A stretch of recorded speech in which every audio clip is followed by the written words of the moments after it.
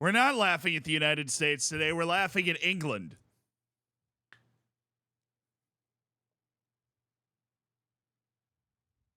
That's how it works.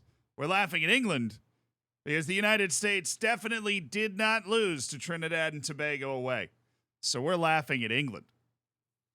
Actually, I really enjoy the fact that the United States and England seem to actually be carbon copies of one another. Greg Berhalter is Gareth Southgate. Gareth Southgate is Greg Berhalter. Harry Maguire is Walker Zimmerman. Walker Zimmerman is Harry Maguire. Now, Harry Maguire is a better version of that in terms of pure entertainment. But it's not inaccurate. Italy definitely almost didn't screw up. Yeah, we're so close. For those that didn't watch, the United States national team, of course, played last night in Trinidad and Tobago, which is always a recipe for disaster. It is a home and away in the Nations League quarterfinal. We won 3-0 at home. We promptly went to Trinidad and Tobago. We won the tie. We won the tie. I don't know what everybody is so upset about. We won the tie. That's better than the last time we went to Trinidad and Tobago. We won the tie. By luck. I don't know. I don't know if it's by luck. Come on. Come on. We got through. We're going to Copa America. We guaranteed Copa America qualification. We got through. Yeah, the United States lost 2-1. The U.S. took a lead, though. We took a 1-0 lead, and it was very quiet in Trinidad and Tobago. And then Serginho Dest didn't get a call on like an out of bounds play. Like they awarded a throw in when he thought he kept the ball in. At which point, Serginho Dest took the ball and punted it into the stand.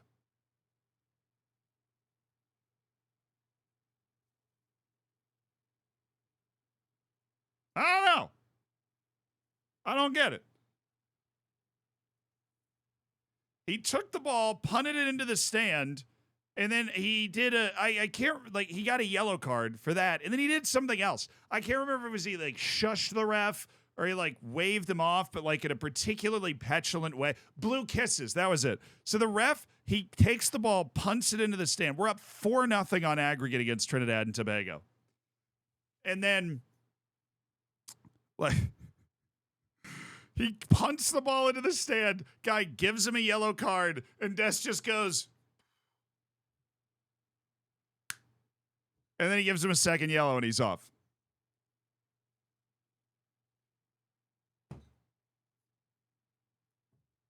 I don't know. Then Trinidad and Tobago comes back and scores 2 goals and beats us 2-1, but we win on aggregate 4-2. Shot, thank you for the prime. Thank you for the 33 months. Thank you for being a part of the Hammers and supporting the channel for a long time. What do you call a girl who's fed up about, what do you call a girl who's fed up of talking about the environment? Regreta Thunberg.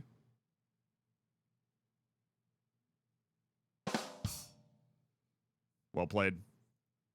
Only here for FM. Thank you for the 14 months. Shanghai Surprise, thank you for the year. AOE Dude, thank you for the 2 months. Lormania, thank you for the prime. Money Langer, thank you so much for the prime. Thank you guys for being a part of the Hammers. Enjoy the bacon. Enjoy the emotes.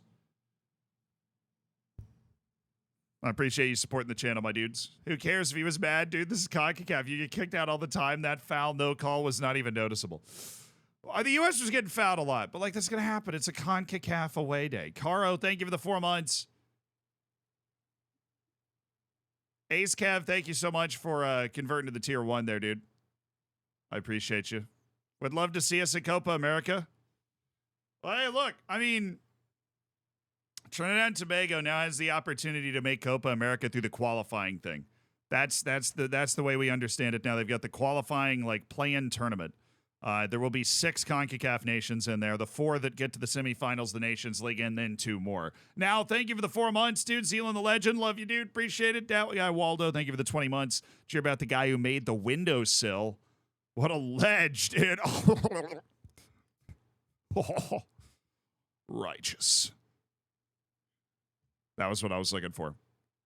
We love Death's Fire and Passion. Yeah, I'm going to go with that's where we landed on that one. James the Nice Guy, thank you for the 2 months. That guy, Waldo, you're still great. Thank you for the 20 months.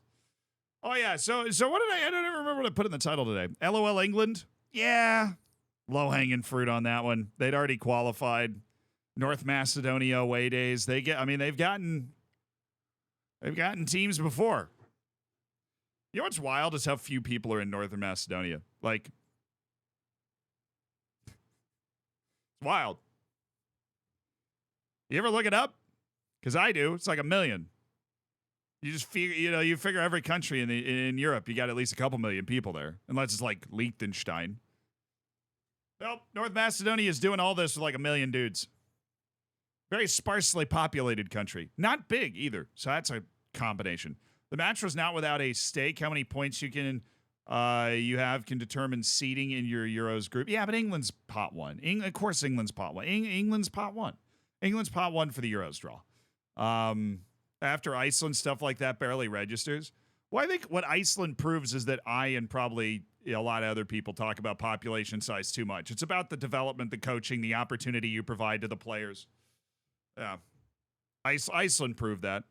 Because I think as much as everybody loves to sell Iceland as like this stunning team because they had one fullback who was a part-time dentist, most of the guys on that Iceland team were like legit top 5 league quality, right? I mean, the equivalent of Iceland beating England at that tournament in particular was essentially like Arsenal at the time losing to like Norwich.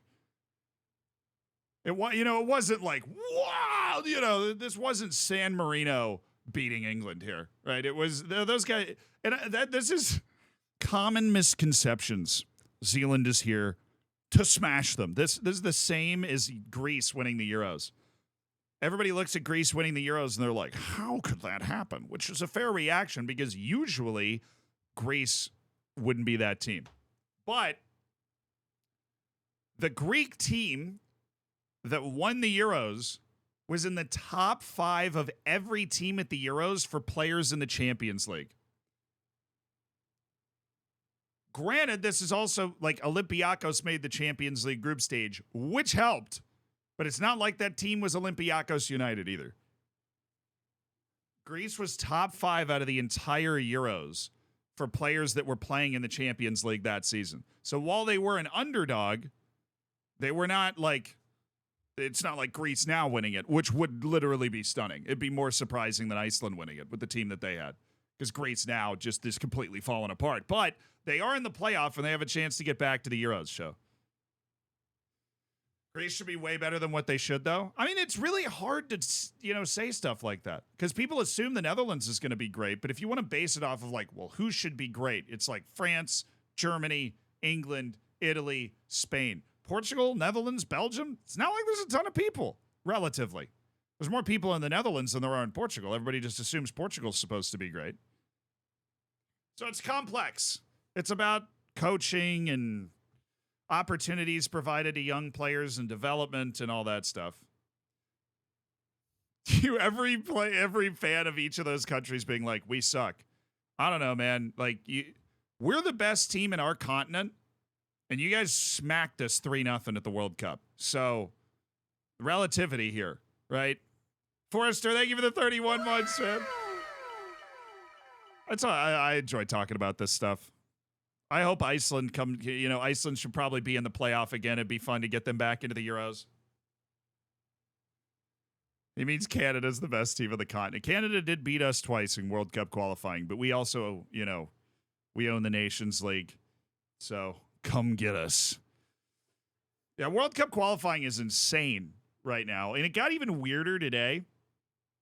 World Cup qualifying has gotten much weirder today because remember how I went on that whole tirade yesterday?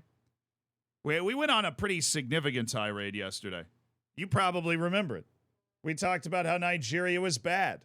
We talked endlessly about how Nigeria was bad. and how they were probably doomed.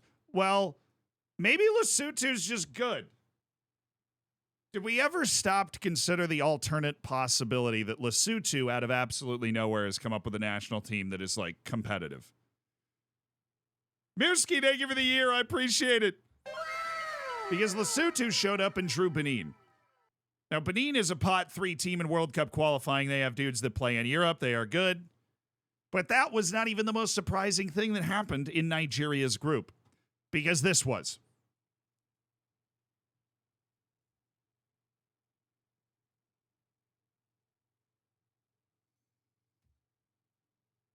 Rwanda beat South Africa 2-0 this morning. And I don't really know how to handle that.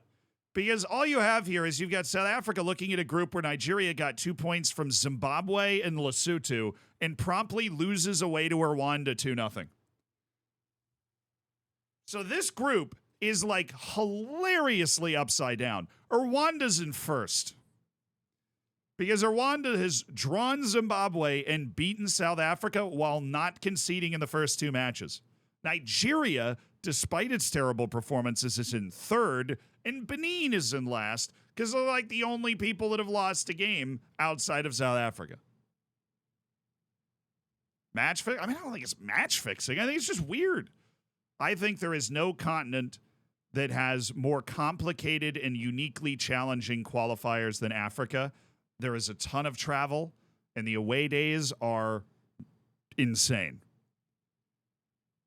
And clearly, South Africa's away day to Rwanda was not a good time.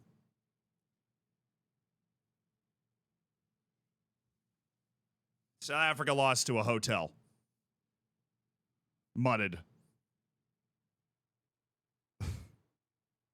I don't understand this. I literally don't understand this at all. Like, if you actually try to look at and take results seriously from African World Cup qualifying, I feel like your brain just explodes. I don't know one club that any starting player... Oh, TS Galaxy. Their goalkeeper plays in South Africa. I know one club of one of the starting players for Rwanda in the match. For South Africa, obviously, they all play in the South African League. One plays at Minnesota United, and one plays at Al Ahly.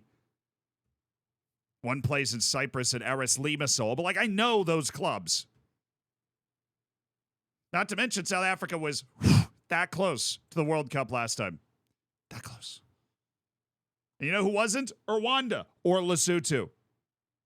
I never knew African World Cup qualifying starts so early. It does now. It didn't usually. Well, it used to have like a playoff thing, but it does now. Also, you know, just for giggles, check out Ghana right now, dude. Just check out Ghana real quick. Yeah, we're just checking in. Losing 1-0 to Comoros. I told you when we looked at this group, I was like, dude, Comoros showed up to AFCON and made the knockouts by beating Ghana. This could be troubling. And Comoros has shown up and beaten Central African Republic, and they are now beating Ghana. Comoros, look, that's 2 of the top 3 teams in this group. If they beat both of them in their first 2 matches, why not? Why not?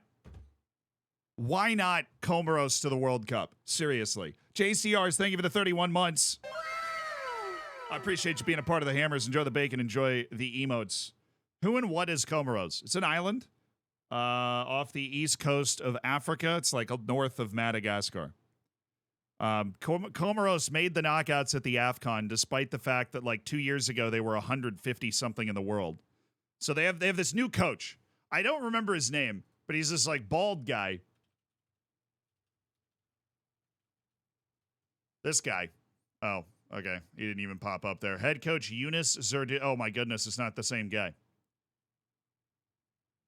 How do they change head coaches and they're still doing this? They have like a list of former head coaches. I want to find that guy. He was really good.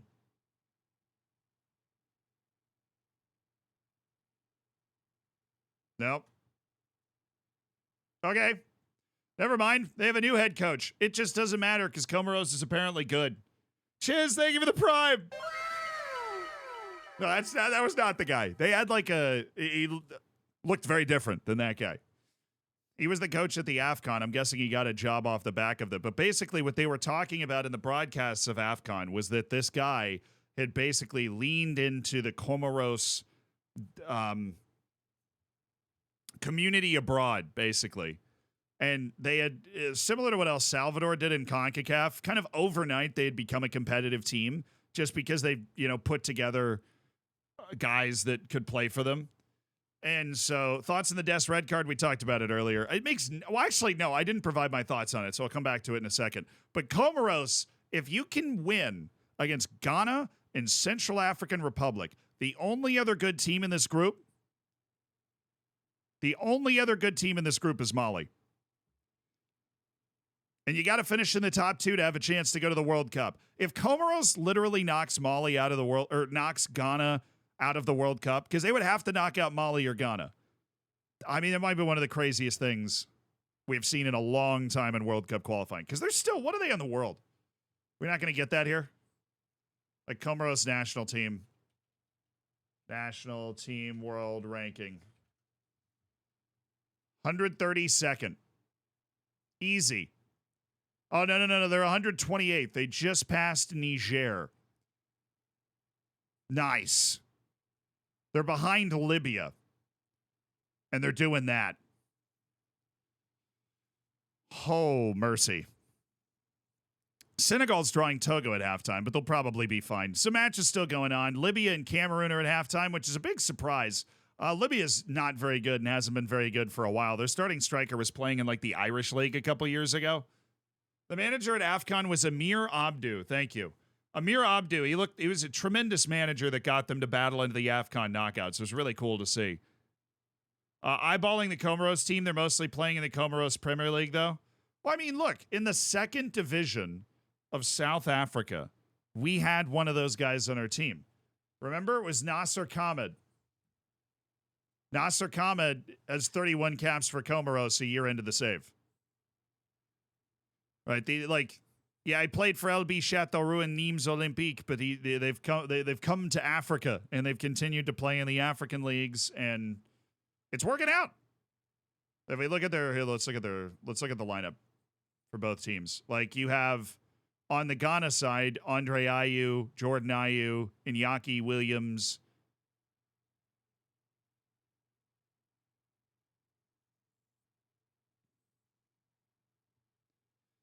You've got, like, dudes. Oh, Forey from Orlando Pirates. This is the goalkeeper I actually have on my team in my save.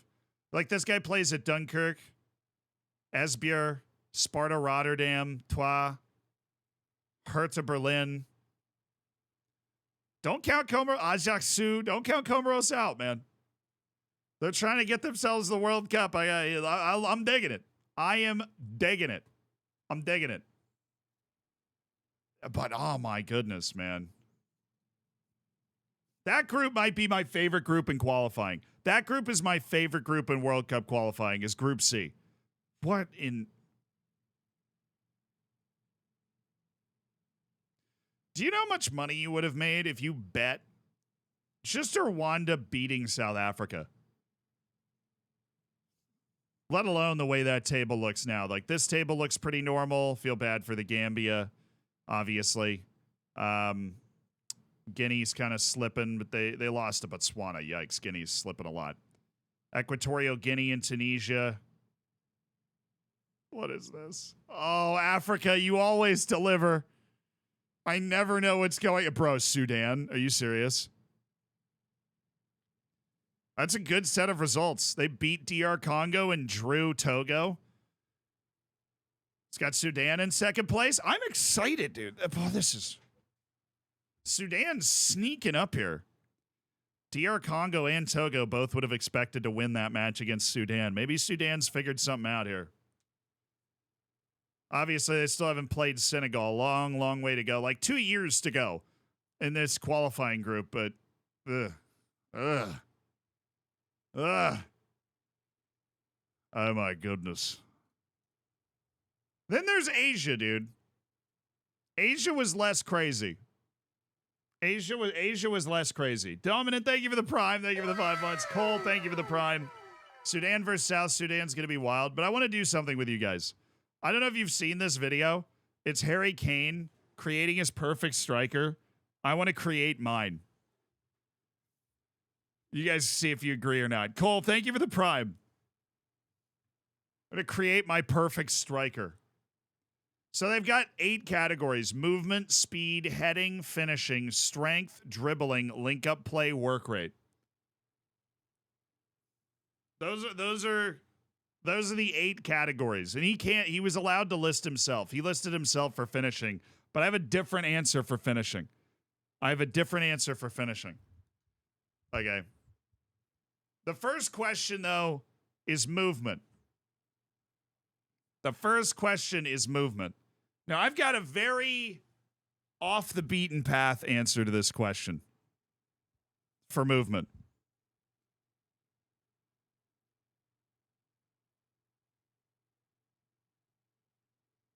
Dude, somebody guessed. I was going to say Thomas Muller is my off the beaten path answer for movement. Because what, like, that's what he does. That is all. That dude is able to be a world-class forward player with just that. It's Thomas Muller for movement. So out of the 8 categories, I'm going Thomas Muller for movement. Because that's just like his whole thing, right? Is his ability to find the space. Honorable mention to Chicharito. Because that guy never scored a goal from more than 4 feet away from the actual goal itself. And he still managed to win Champions Leagues and, you know, have the career that he had and score hundreds of goals, being a guy that just moved and finished. But Thomas Muller is my movement choice. Okay. Next up is speed.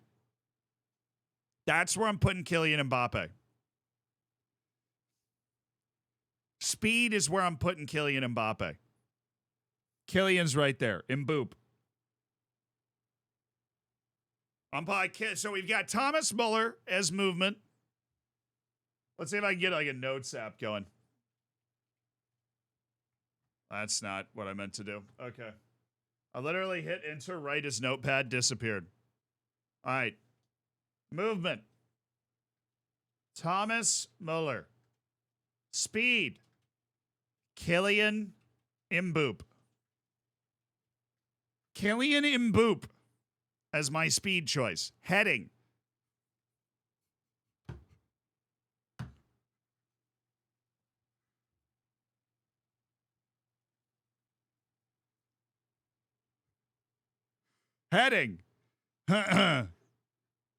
There's only one choice. I'm going to pull up a picture of him and then bring him over.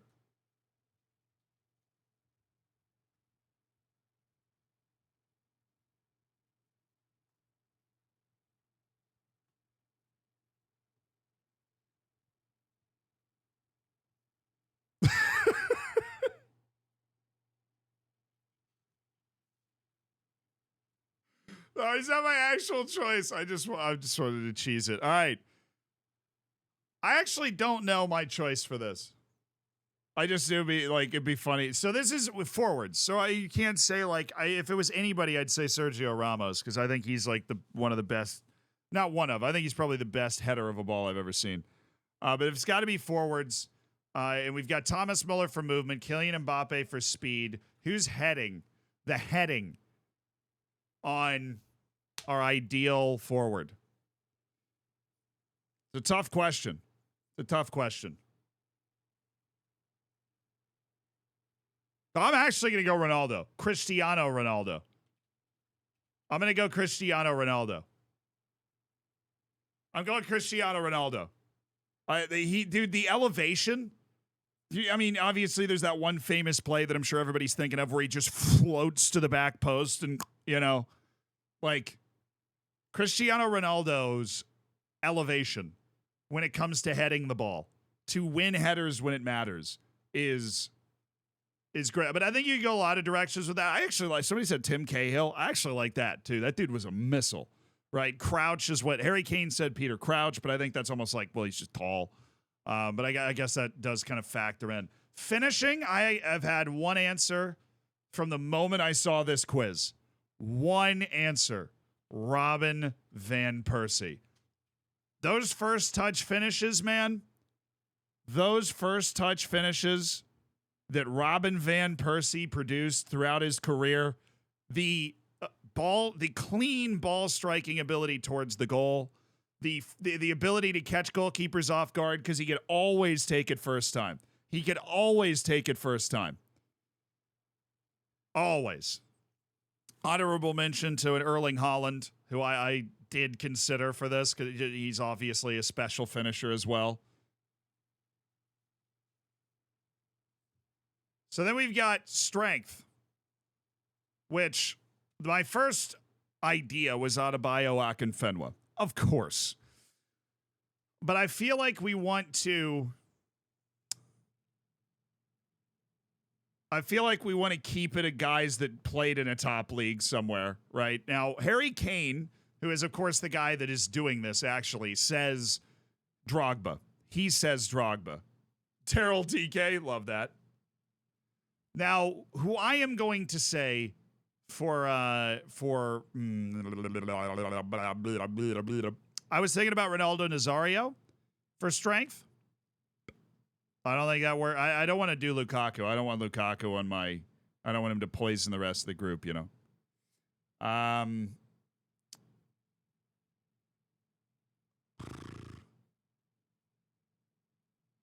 So I think. No, I people say an Erling Haaland. I don't think that makes enough sense. I don't think that makes enough sense. At R9 speed, dude, that dude played with power. You know, it's almost the same way that like Erling Haaland kind of had, except Ronaldo Nazario could dribble. Erling Haaland's not that guy. But like R9 played with power. Physicality was the way I would like where they have this like they just seem to be more athletic than the person they're playing against. You know what I mean? Hulk? You're literally just saying that because of his name.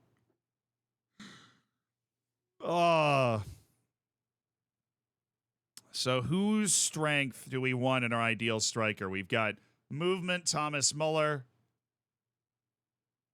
We've got speed, Kylian Mbappe. Heading, Cristiano Ronaldo. Finishing, Robin Van Persie. Oh, Michael Antonio. What a shout. Going with Michael Antonio. What a shout. Strength is not the same as athleticism. Well, I think, you know, the ability to create your space and hold off defenders is basically what we're talking about. And I think if R9 could do that super well. Can we pick Darwin for everything? Oh. All right. Movement, Muller. Speed, Mbappe. Heading, Ronaldo. Finishing, Van Persie. Strength. I'm not actually going to put out a bio Akinfenwa.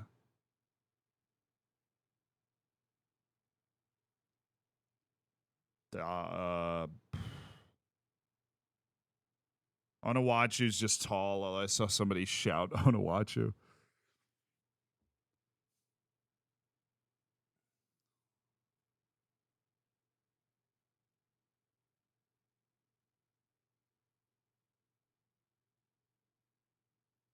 I've got a super weird answer. Dude is super slept on. Diego Costa. If I'm looking for like that pit bull type determination and the strength to knock people off, I'm on Diego Costa. I feel like he's super slept on. I didn't see him getting shouted in the chat a lot, but if I think of a strong striker, it's like him and Balotelli that come to my mind, you know? Like that's actually where it's at. Now, dribbling, we're going to pretend Lionel Messi's not a striker. All right? We're going to pretend he's a winger. right? We're going to pretend he's not a striker. I know he's played there, right? That false nine with Pep, but we're just going to pretend he's not because he would be the answer. And since he's not there, then it is R9. So dribbling is R9. Strength of Diego Costa. The dribbling of R9. Yeah, I think it's Ronaldo Nazario. Ronaldinho is more of a 10 in my mind, right? I'm sure at various points in his career he played striker, but he's more of a 10 in my mind. Shitty Brazilian. Hey, Messi's not Brazilian. Like Messi's played striker. Ronaldinho's probably played striker, but R9 is a striker. So Muller's not a striker, yeah, but he played it for long enough. I'm putting him in there. He's a Raumdeuter now, but he played striker for long enough. I'm there. I mean, the dude scored. What was it? He scored like 8 goals in one World Cup playing in that role. So,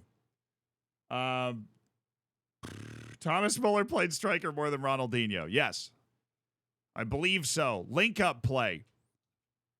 I've got a bit of a sleeper pick, and it's actually the same thing that Kane said, because I don't know how you don't select this guy, because I think it's Wayne Rooney. I actually think it's Wayne Rooney. Olivier Giroud is a great sleeper pick, but I think this is Wayne Rooney. I think it's Wayne Rooney. Wayne Rooney played like so many different roles with that Manchester United team over the years. He played with guys like he played with Van Persie and Ronaldo, and he made them all look good. Like Wayne Rooney and his link-up play. I'm going to take Wayne Rooney's link-up play. That's what I'm taking. Harry Kane's a great shout for the link-up play section particularly. He's a great shout for the link-up play section. I think if Harry Kane was going to get one, I think the one he's closest to is link-up play, which is kind of interesting that England's produced a couple of, strikers that are that good at facilitating. Yeah. That good at facilitating moves forward. Firmino for link-up play, I just can't put Firmino on this list. Like, Wayne Rooney was just so much better than Firmino. That, like, overall as a player, that I'm taking Wayne Rooney's link-up play. Said Rooney ran his career out of his legs by the age of 27. Well, yeah, I some people are shouting Rooney for work rate, but now that's the last part. That's the last part of this. Who is the ideal striker for work rate? We've decided Messi's not eligible for the list, right? Messi's not eligible for the list. This is the final bit. Put Rudy again. Now we're only going to put guys for one thing. Work rate on the pitch or in training. I mean, we're gonna go with on the pitch. I've seen a lot of Jamie Vardy. I don't know. It's not a bad shout. There are certain talismanic strikers that we have not put on the list yet. There are certain talismanic strikers that we have not put on the list yet.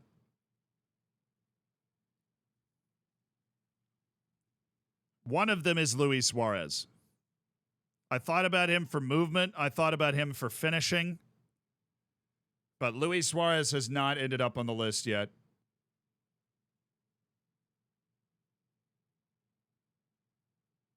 I'll be honest. The Dirk Kuyt shouts, I didn't watch them enough. I haven't watched enough videos. I haven't watched enough documentaries. And I wasn't really paying attention to the sport when he was at his peak. So I feel like I'm not educated enough to put him on there. Milito, honestly, he probably would have been like in the finishing or the link-up play categories, instead. Veghorst, dude, just dropping a Wout Weghorst all of a sudden. Raul. The people saying Messi for work rate are insane, by the way. That guy talks, and he talks glowingly about how much he walks. Not that there's anything wrong with that. He's Messi. I'm just, Is it Jamie Vardy? Does Jamie Vardy have the best work rate of every striker that's ever existed? Tevez isn't bad. If there was like an audacity and determination factor, like if there was another section of it might be Carlos Tevez. Lewandowski's not there, true. Benzema's not here. But I think Benzema's probably, I would put Benzema would have been in the finishing conversation and the movement conversation for me. Ji-Sung Park, we're strikers only. We're building our perfect striker.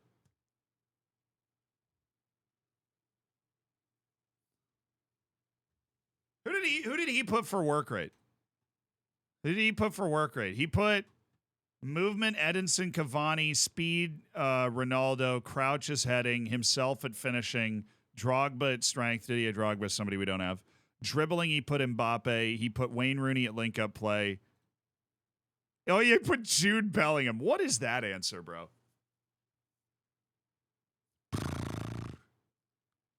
He put Jude Bellingham for your ideal striker. And the best work rate that you can possibly get. Oh, man. Thierry Henry deserves to be on this list somewhere. It's just, I think Thierry Henry was a Rolls-Royce type of player that was very good at everything, but he doesn't stay, obviously, he was probably closest to speed. God, his freaking dribbling. But like R9 was just just slightly better at his peak. Like, Thierry Henry was a coverall, he was a better striker than Diego Costa. I think the Robin Van Persie than Thomas Muller, but he didn't have the specific,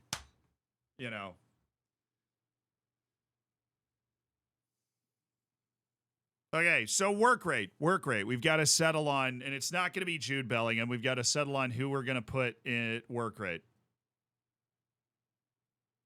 Oh, man. Clint Dempsey. I love that for you. Joe Linton. Not anymore, baby. Not anymore. Zealand Shannon. Nah, man, I played goalkeeper, so I didn't have to run. I realize the crippling irony in that I just ran a marathon, but outside of that, Shane Long. Your defense is terrified. Will Giggs on fire. Was that his name? Will Giggs? That guy. Work rate. Now I'm going to try and go back through history in my mind a little bit. Who had the work? Who had the work rate? Who was the king of all work rates? Who am I missing? Who am I missing? Like Diego Costa for strength, where I was like, that's what this guy does. Oh, God. Oh, no, Zealand. Zealand, you can't. Zealand, you shouldn't. Zealand, surely not. Zealand, surely not Zealand. Surely, I haven't seen one person say this name.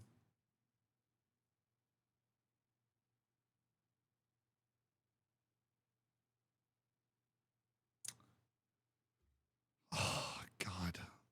Raheem Sterling. I stand by it.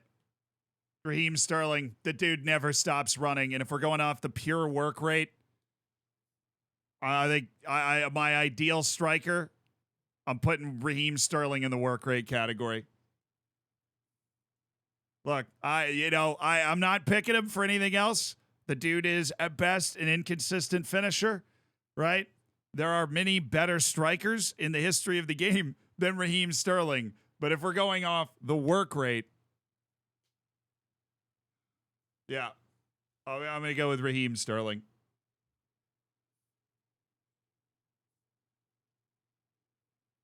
Not a strike. I was thinking about that, but he definitely played as a striker a lot earlier in his career. Yeah, he definitely played as a striker a lot earlier in his career. Harry Kane said Jude Bellingham. That dude is more likely to be playing defensive midfield.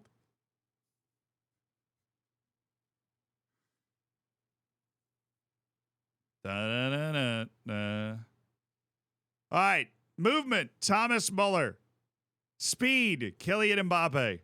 Heading, Cristiano Ronaldo. Finishing, Robin van Persie. Strength, Diego Costa.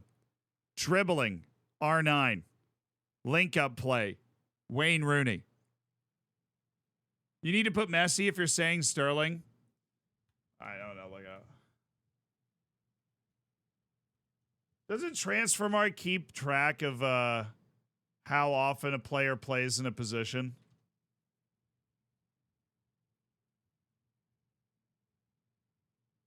I think they keep track of that.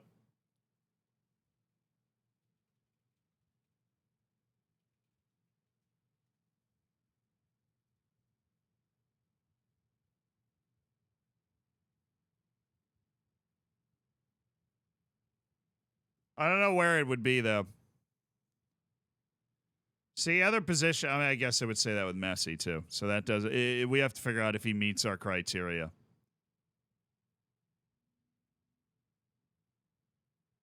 It's not accurate. Messi played a lot of center forward for PSG, but it was tracked as a right wing. Okay. Got it. So it's not accurate. What is Thomas Muller's position? What is Raheem Sterling's position? But I would say the same thing for Messi. I need a way to differentiate like Thomas Muller from Lionel Messi, basically. Everybody else in this list, there's no doubt they're strikers. Forward. Bro's using Google? Yeah, 100%. I'm trying to define what a striker is.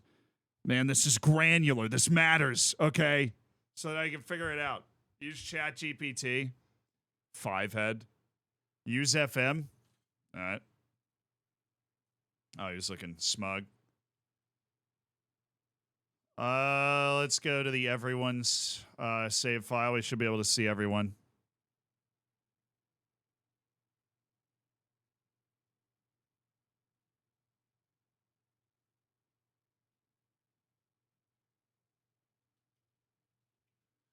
If it's not full green, he's out. Oh, God. It's okay. Fair. Where Thomas Muller, it'll be... Why did I do it? Why did I do it that way?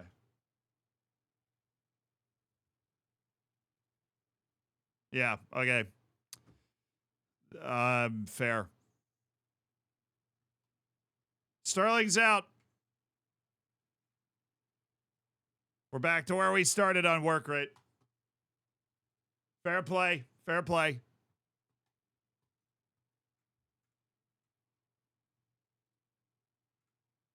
right. So we got his list right here.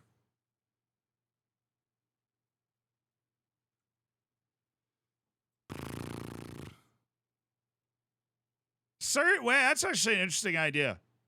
I mean, we also can it can be legends. It doesn't have to be a guy that's playing right now, but I'm honestly just kind of curious. Like attributes,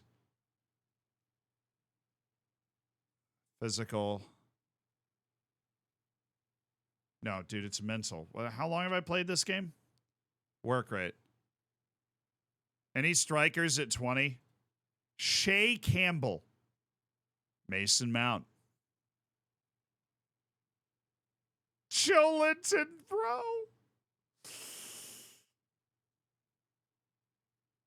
Hey, man, it's Joe Linton, all right? No, it's Ramon Mires. That's the answer. It's Ramon Mires. For, Chris Kane. Not Harry Kane. Chris Kane from St. Johnston.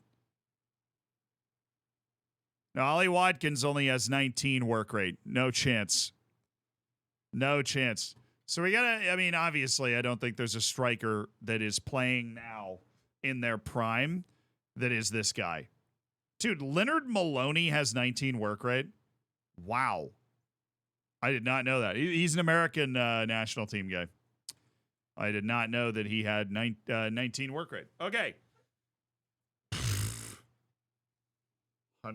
Mandzukic. I've seen Mandzukic more than I would have expected. You had a job yesterday with Orlando? Oh, we took it, man. We're the manager of the Orlando Pirates. Why is work rate turning out to be the hardest one?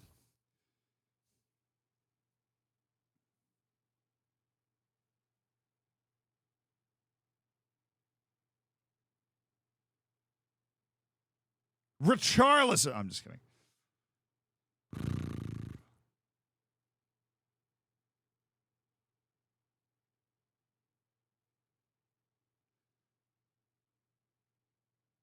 No. No. No. What are we doing? We are building our perfect striker. Harry Kane did it. His answers are up there. We're building our perfect striker.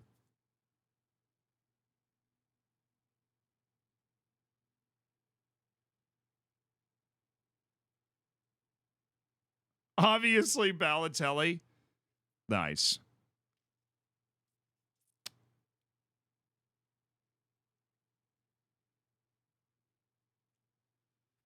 Salah's a winger. If Messi's a winger, Salah's a winger.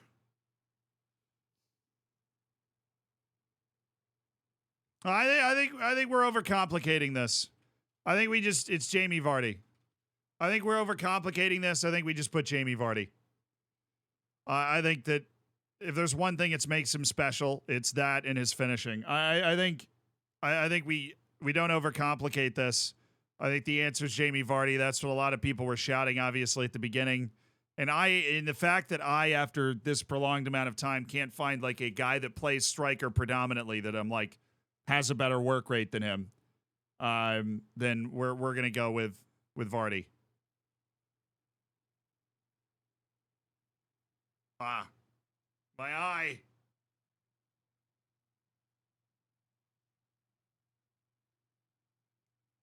So our ideal striker, movement, Thomas Muller. Speed, Kylian Mbappe. Heading, Cristiano Ronaldo. Finishing, Robin Van Persie. Strength, Diego Costa. Dribbling, R9. Link up play, Wayne Rooney. Work rate, Jamie Vardy.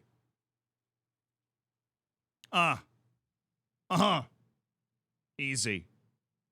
Fotis Ioannidis. I love that.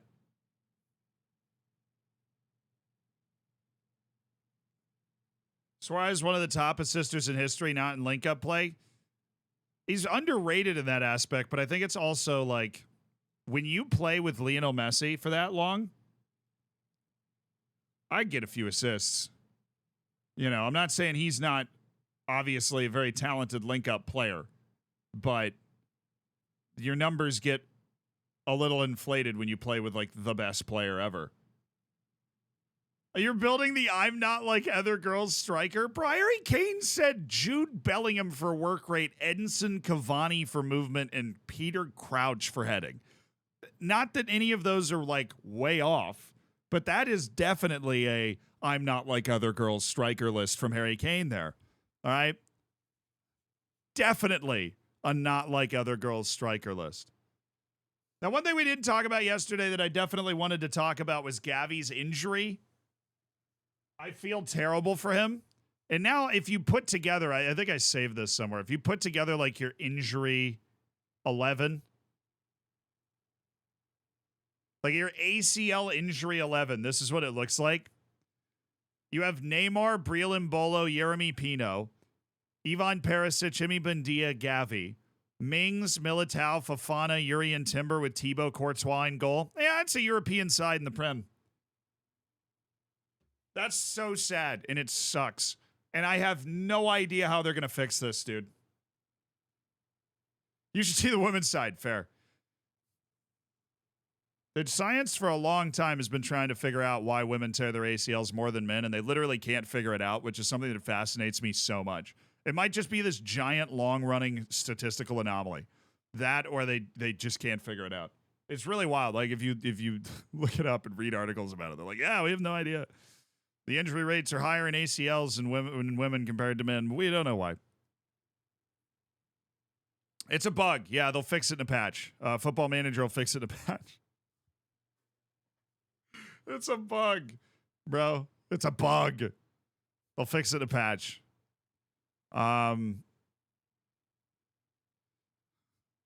I like the hive mind going with hips, but yeah, there is no scientifically confirmed reason in an actual study. You can only take stabs at it, which will probably just end up making you look weird. So let's not take stabs at why.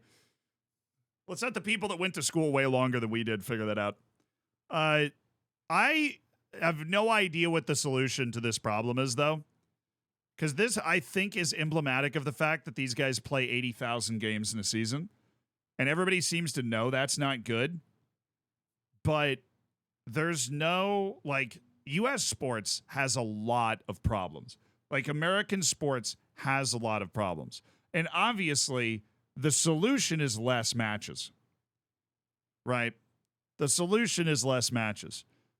And while U.S. sports has a lot of problems, it is solely, like, most U.S. sports are solely administered by one entity. Like the NFL, it's the NFL. That's the only person that gets a say, right? That's the only league, like, hoop that you have to jump through. It's the NFL. Or the NBA. It's the NBA. If they're like, we want to ban grass of a certain kind, they don't have to ask anybody else. They just go, ban it. Baseball plays a match every other day. Bro.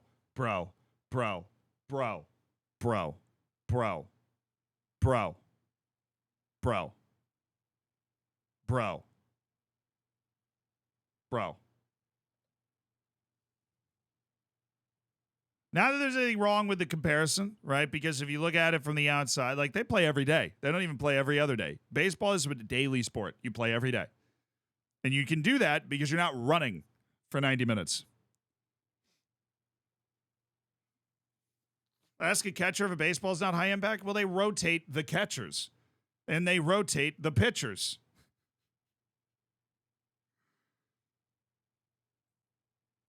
Yeah, look, baseball is a very difficult sport to play, but it is not a sport that is renowned for its wear and tear on your cardio, right? If you're a pitcher, yeah, your elbow's going to go, but pitchers only throw like every 4 or 5 days if they're throwing a lot of pitches in baseball. American football, you play once a week. That's it. You literally play once a week. You play like 18 games a year overall. Hockey. I don't know if we count that as like an American sport. I'm sure Canada would disagree, but hockey is definitely a very intense cardio sport as well. But you got 4 lines, right? And you play like a max of 20 minutes on the ice. So they play every other day, every couple of days, and they're good. Now, the issue I think that soccer has, that football has, is that FIFA is in charge. Right? Like, obviously, FIFA's in charge, and they'll look at this and they'll be like, dang. And then they'll go to sleep on their pile of money, and they're not going to do anything. Which, fair, but you've got to, like, people dump on players, all like, really grates against me when, like, Virgil van Dijk comes out and he's like, dude, we should be playing less matches, and some guy, just some guy. We all know this guy. We're all aware of this guy. We all indulge and put up with this guy in our daily life. Some guy just goes, like, if I got paid that much, I'd play every day. I play with my friends from the pub all the time.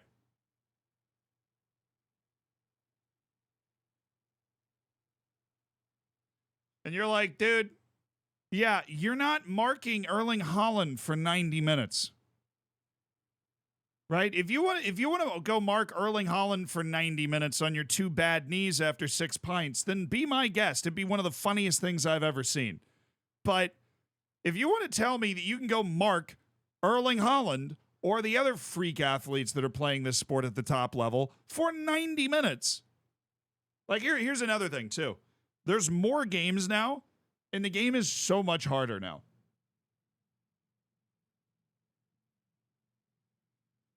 The game is so much harder. Like, even if you go back and watch, like, Ronaldinho highlights, and Ronaldinho is a legend, right? Like, I'm not discrediting the incredible ability that Ronaldinho had, but even if that's not even that long ago, if you go back and watch those highlights, everybody's walking.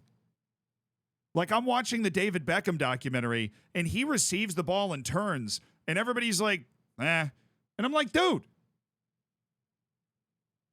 that's David Beckham. If you're going to close one guy down, everybody's walking. Like, you go back and watch highlights of, like, George Best. I mean, God, they're crawling, right? And it doesn't mean those players weren't good, because at that time, everybody was still trying to be the best player, right? And that guy was still the best player, like Pele, George Best, Eusebio, right? Those guys were still stupid good. But the modern game and the way that everybody has decided to play with the intense pressing and the closing down of space is so much harder on your legs than watching that, where, like, you could just walk around like, everybody was playing like Lionel Messi does now.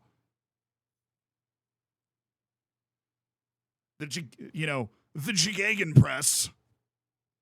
I mean, Pep and all the best managers do it because it's better. Your team is better when you play that way. But it also eliminates players like Mesut Ozil. And if you're not Messi, you got to run, right? And so, like, people look at, oh, well, why? Like, I think there are two big problems. One, they go, well, I think Bruno Fernandes has even said stuff like, well, back when I was a kid, I used to play 3 games a day. And I'm like, yeah, but you weren't playing at this intensity for 90 minutes. And then people look at history and they're like, well, the players now are soft, right? Because, back in the day, guys got through seasons and they didn't complain. I'm like, yeah, the left back was smoking a cigarette in the 65th minute. Like, what?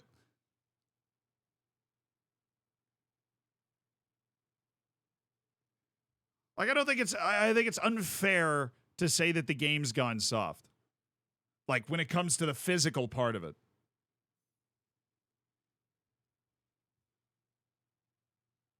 This is literally the same as the NBA conversation. I don't know, man. The NBA they're not, like, every team in the NBA is not running a full court press. Okay, the NBA is different than this. There's a lot more space on that field, and coaches and teams and academies and whole clubs have decided to tailor their philosophy towards closing down that space as much as possible, which is just really hard on your legs. Physicality isn't just speed, though. I mean, yes, but I don't think the game is less physical than it used to be. In terms of the overall toll it takes on your body, I think the game now is probably a lot more physical. Just go back and watch those highlights from 20, 25 years ago. Yeah, Robbie Keane's 2-footing a dude. So everybody's going to go, well, we can't do that anymore, lads. Am I right? But, like, you 2-foot one dude and then walk around for 10 minutes. So, like, I think that the reason I say I think there's basically no solution is FIFA's just counting money. Premier League and the other leagues are counting money, particularly the other leagues. They don't have money to give up. La Liga, Serie A, they're falling behind. They're aware they're falling behind, and so it would be a terrible idea for them to give up money, right? Like, if they just started giving up money they were making, that would just be really stupid. Banksy, thank you for the 23 months as part of the Hammers, dude. Dace, thank you for the 20 months. Skylar Stefanski, thank you so much for the 3 months. Back from hiatus, but glad to be back in the live chat. Well, welcome back, dude. I appreciate you. FIFA's still counting the Qatar. Oh, dude, the Qatar money. Oh, they've got their Saudi Arabia money now. I don't know how Saudi Arabia is sending it over, but Qatar's definitely got their Saudi Arabia, or FIFA's got their Saudi money now.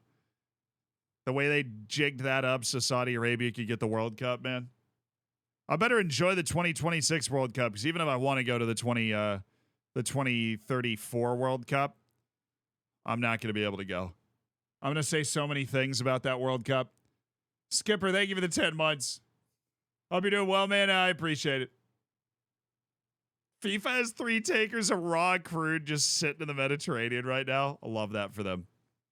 FIFA's getting involved in the oil business. I mean, why not? All-time highs and so on. Yeah. Isn't the U.S. going to host the World Cup again after? I don't know. Kind of want to put it in just like somewhere else.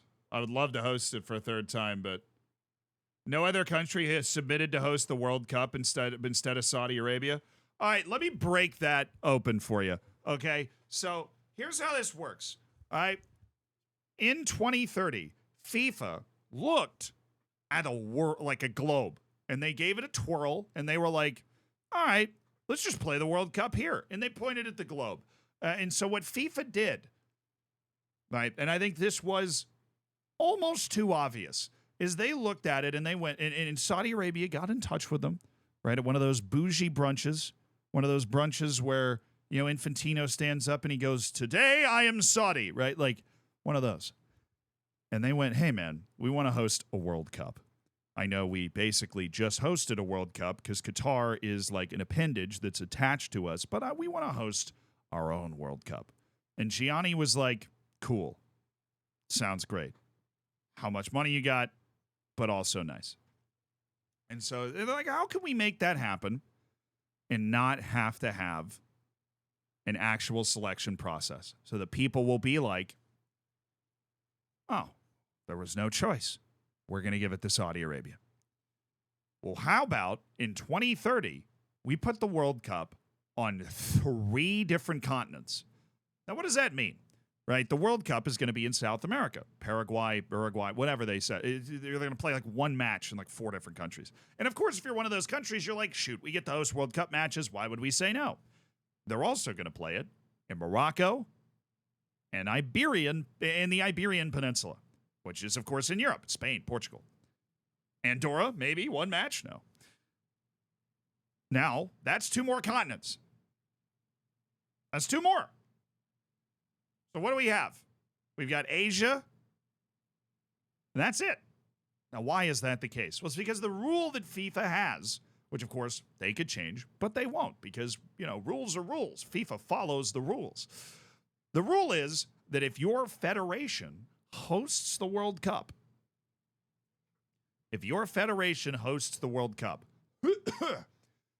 it can't host one of the next 2 World Cups. The United States, Canada, and Mexico are hosting the World Cup in 2026. That's CONCACAF. 2030, as we just covered, South America, Europe, Africa, Asia. Who just hosted with Qatar. Now, all that's left to do is convince the other Asian teams that it's not worth it. Oceania cannot host a World Cup by itself. That World Cup would have to be co-hosted with Australia, and so I'm not counting Oceania in this. Oceania does not have the facilities to host a World Cup like this. Now, Australia, New Zealand can't host in 2038 because that would be the Asian Confederation with Australia. So, how do you convince other Asian nations not to bid for the World Cup? Well, you move it. Not the World Cup. You move the application deadline and the opening of the application for hosting the World Cup. All right? It's not just money. No, they're unfortunately smarter than that.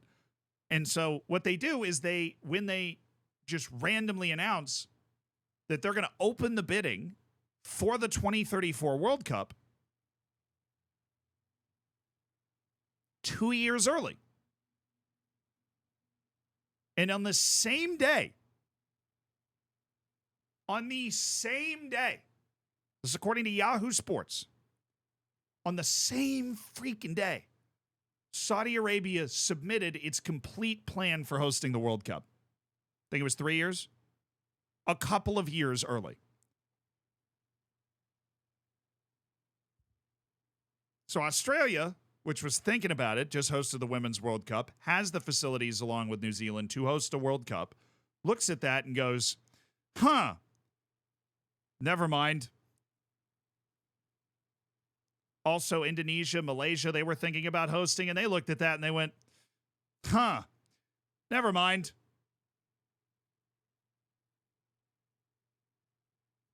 And so that is how Saudi Arabia became the only team that could host the World Cup in 2034 because there was one continent that could host it. And when they moved the application opening a couple of years before Australia, you know, they didn't have their stuff together. Indonesia, Malaysia, they didn't have their stuff together. But Saudi Arabia had a full plan ready the same day. What a coincidence. It's an amazing, amazing coincidence. So when you hear some Giga Chad, you know, conflict baiting type person on Twitter, right, that goes like, well, why are you hating on Saudi Arabia? They were the only option. Like, come on, man. Why are you hating on Saudi? Like, yeah, we're the only option. You're just being, like, you're anti-Arabic, man.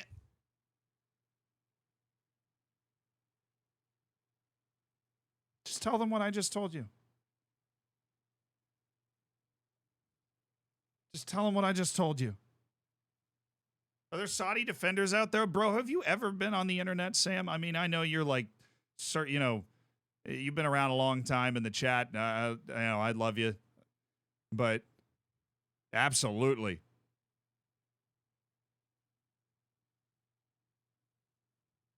So, we all know what happened. I mean, we don't, right? Because it's technically a coincidence. I was never in the room. All I've done is tell you the facts. All I've done, you know, they happened to move the application opening a couple of years before. They happened to put the World Cup on 3 different continents in 2030. And Saudi Arabia happened to submit its complete proposal the same day. That's it. That's how you deal with that, right? Sometimes people suck. So it's going to be a fun World Cup. I'll watch it because it's the World Cup. But, sometimes it sucks, man. It's also in 2034, which I will be, oh, God, I'm going to be 38. Oh! I'm going to be 38 years old. 38 years old when that World Cup starts. Yeah, people will watch instead of actually skipping it to actually show their disgust. Yeah. I will watch it. I watched the Qatar World Cup and used my watch-along parties to raise money for Amnesty International. That made me feel okay morally. I understand if it doesn't make you feel okay morally, but like, each person has to make that decision, and I'm obsessed with this sport, so it's very, very difficult for me not to watch the World Cup, right? So I'm 38 right now. How is it? How are your knees feeling? You feel you got a good wiggle in the hips? Like, how are things? All right, let me check on our trialists. We have a lot of trialists. We're back to trial farming, except we have a lot of ammunition for it. So ball winner Emmanuel Badu. Yeah, I get it. He's not the guy. All right, we're gonna get rid of Emmanuel Badu. Cedric Jiguet. He's just not smart enough. Things you hate to hear. Francis Aimbi. So we did. For those that raise your hand if you weren't here yesterday. Raise your hand in the chat if you were not here yesterday.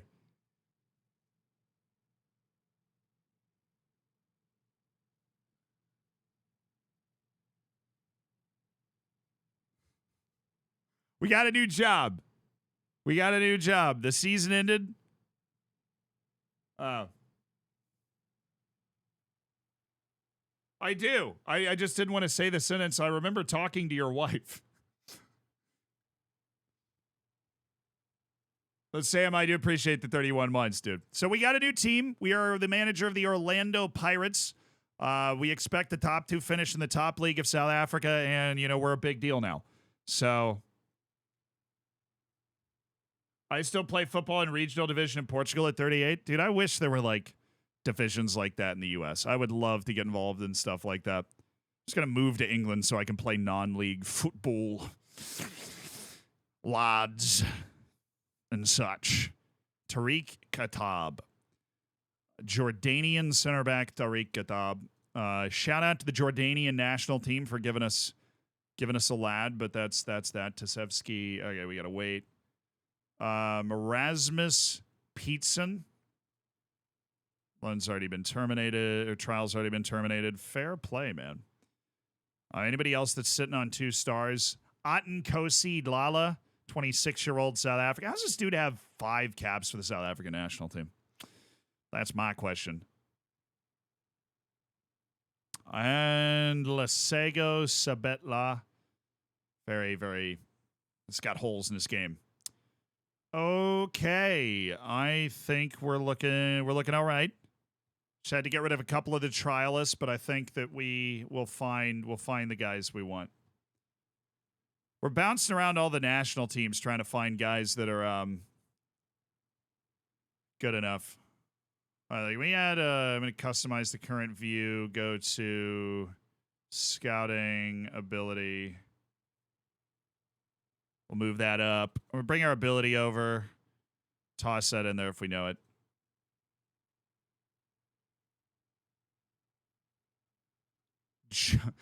Hello, it's Judge Judy here, back with the sick plays. So what are the conditions? It says I have 3. What's the one condition I have on? Oh, contract expired. Yep, that is a part of it. All right, you 2 guys, you're coming in on a trial. Come on, join the party. Well, come on in, man. The water's fine. We're going to try and continue to trial these guys. Some of those are going to get rejected by the board. I just don't know how many, but we want to look at as many players as possible. We got rid of a lot of guys. Yeah, trial canceled, but most of those guys were good. Okay. That's sick. Oh, my goodness. We're going to have so many players in training the next 2 weeks. Oh, my. Wow. Coaching staff. Enjoy the work. Chemical, thank you so much for the Prime. Naberto, thank you for the 30 months. And Emil, thank you for the 4 months. I appreciate it. Was watching the Zealand stream of my dream last night. Oh, baby. I've infiltrated the metaverse. Shadrick Kabetti. I go with a no on that one. This dude's so slow. Whatever talent he has will not make up for it outside of that. Mohau Makate, Hendrik Eckstein, Carl Lark, Larada Lamola, 38 years old. Wow. Subziso Komalo, Isaac Nlapo. This guy's on my short list, I think. But I'm going to drop him. Wanda Zile Latbila Ruzeg Gamidian. Okay, I don't think there's other free guys. I want Henrik Mkhitaryan. Tommy Sungwini. No, we need to improve the team. We need to improve the team. Former Black Leopards guy Tommy Sungwini is not going to improve our team. Kind of need signings though. Got a couple guys around.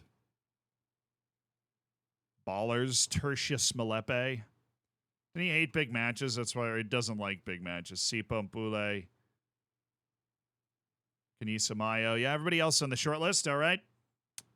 So the trial farm is in effect, but there's no like superstar signings in the trial farm.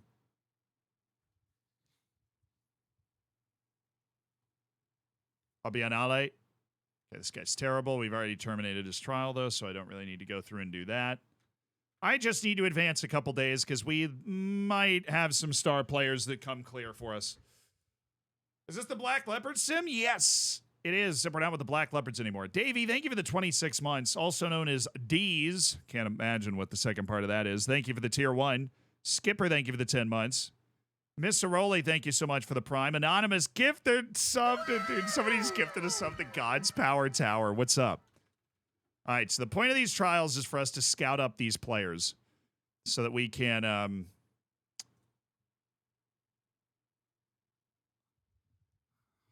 figure out who we want to add to our team.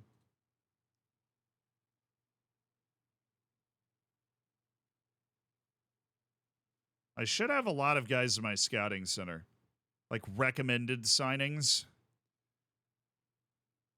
Grant Margeman. I don't want to go spending all my money, but I will.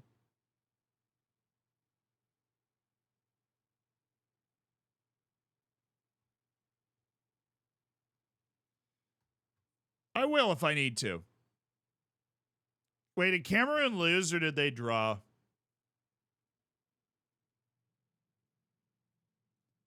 Did they lose or draw?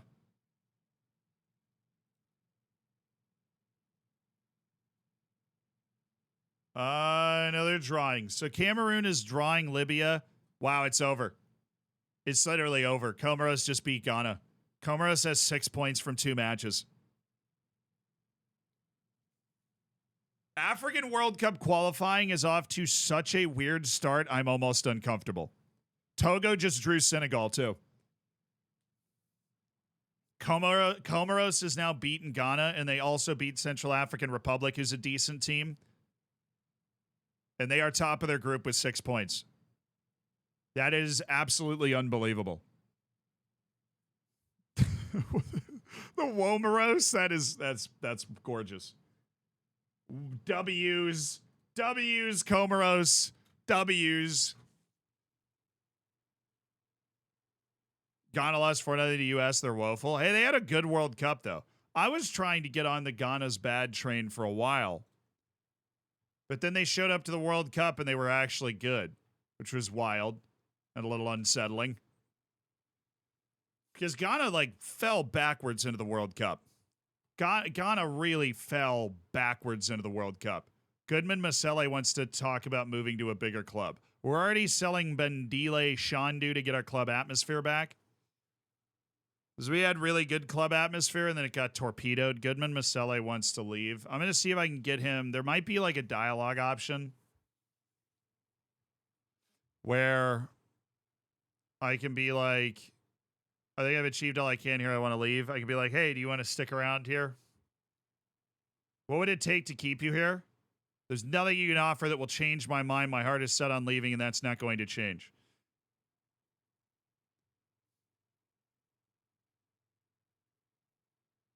I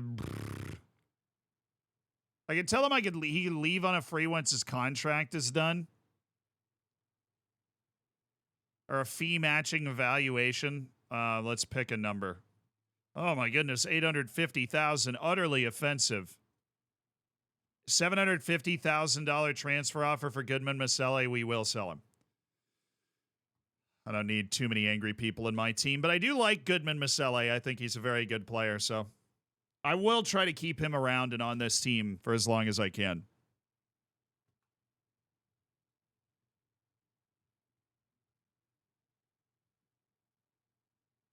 So the only qualifying matches that are on now are Libya, Cameroon, which is about to end, Afghanistan, and Kuwait, which banger. Afghanistan's team is protesting the FA. 19 players didn't show up for camp or something. So something weird's going on.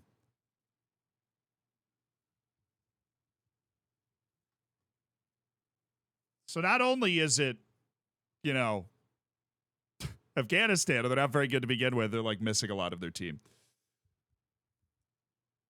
Am I setting the training? No.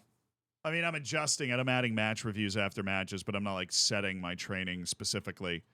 I don't have a training thing set up. These are all former players that were on our short list that are now I have to respond. That feels a little annoying.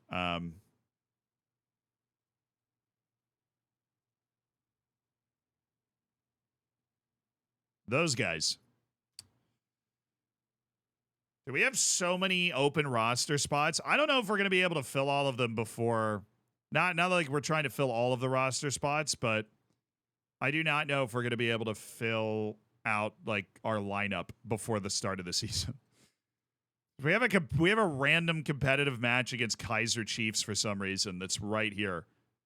The something you be the coach challenge cup or whatever.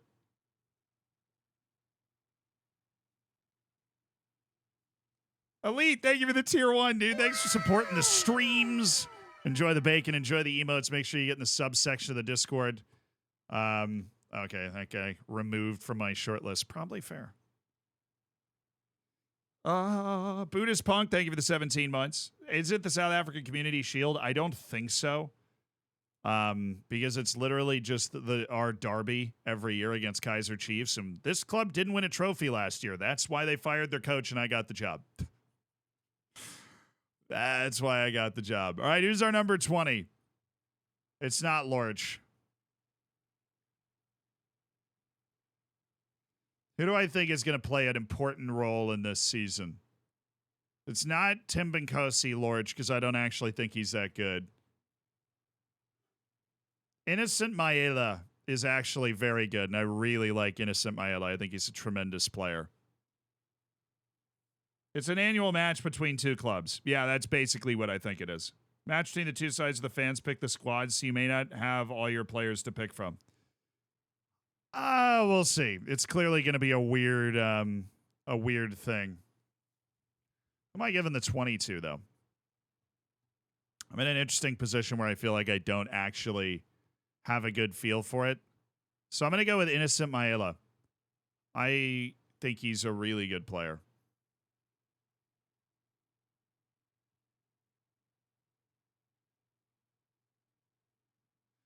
I would go with like a Goodman Masele, but he wants to leave. So it's all a bit of a challenge, but we're going to go with the one guy that I am sure is going to be a part of our first team no matter what. He gets the number 20 this year. Okay. Good deal. Let's get through this friendly, and I think we have one more friendly and the season kicks off, but we need to make, like, I don't know, 17 signings before then. Maru twisted his knee. Glorious. All right, Africa. Surprise. Could just do this. Africa. Algeria.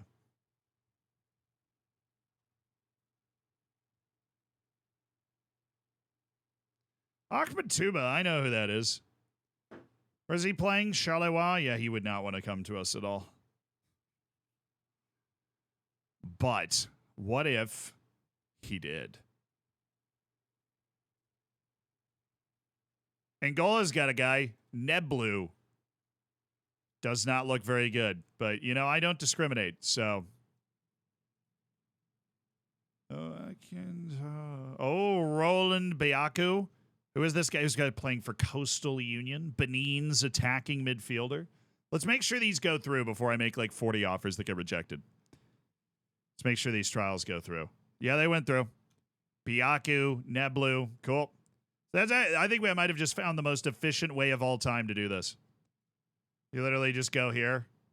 You just go to the senior squad, and you can just go through everything. We've got Botswana. They've got 4 free players on their national team currently. Boom. Burkina Faso. They got nobody, but they do have this Ismaila Ouedraogo at Pansarikos in the Greek Super League 2. So he might be good. He might be worth taking a look at. I mean, he'd be a lot of money, but he's not getting paid a lot of money. He's good. There's teams interested. We might just throw an offer out to him. Somebody we at least know about. Burundi. I mean, I'm doubting that these guys have anybody that I'd be super into, but it's worth a look. This is sneaky. We're going to find our stars this way. Ooh, who is this? Enzo Ebossi has got an offer from Empoli, so I don't think we're getting him. Striker Jean-Pierre Nsame. I mean, I don't think it's possible. He doesn't want to sign for us. Okay. Worth the ask. Alan Nyom is playing for Leganes. He doesn't have an agent. He does. I just can't talk to him. I almost got him.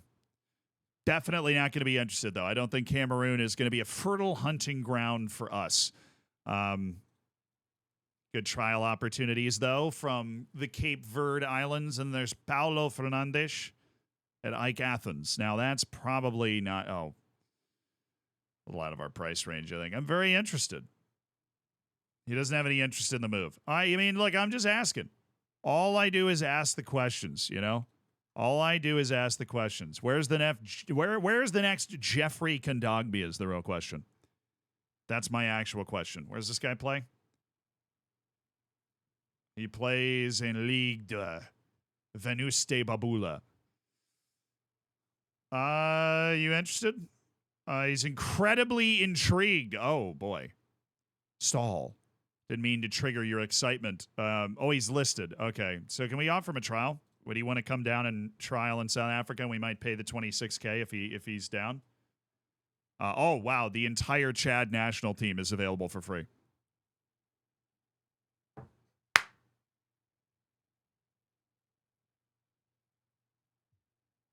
Hey, that's awesome that it's working. I think it's scouting preferences an option for trials to default to 2 weeks. Might save you a minute of clicking each year. No, I do have it set that way. I do have it set that way. So when I'm going through my scouting center, I can make that move. Let's just let's just have a blanket invite to the 14 members of the Chad national team that are currently without a club. And that's probably all we can do right now. This is going to be some of the... Oh, they're canceling it. No. No. No. Roland.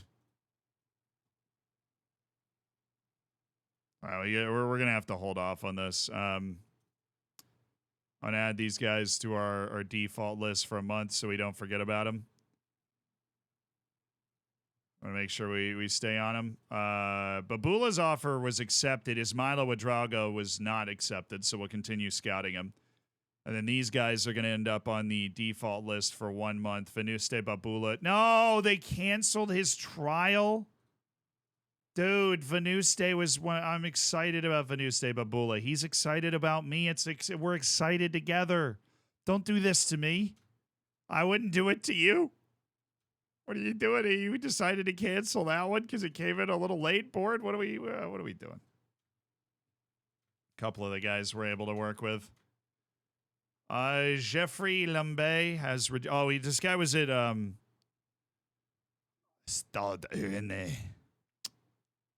I see. Well, maybe you'll get a little more sad in a month or two. Axel Urier was playing... I think he doesn't want to play in Africa. That's just racist, man. Why would you even say that? Kenny Rocha Santos. This guy clearly thinks he's too good. Hey, I'm interested. Is anybody interested in the move? I mean, now though, but like the longer you don't play on a team, the more the more desperate you get. Is all I'll say. I've learned how this works, right? I am the dumpster diver. You can find me in the dumpster, digging you up. All right. He doesn't want to go to Orlando Pirates. That's cool. I don't care. I never cared. That guy just signed a deal somewhere. Fair. Natar Aldongar. Really? I'm getting rejected by dudes from Chad? 31-year-old center backs from Chad? He's like, actually, I wanted to play in the Chadian League. Oh, you didn't like this? You didn't like this face? Fine. Is it better? Definitely over-zoomed. That was funny. All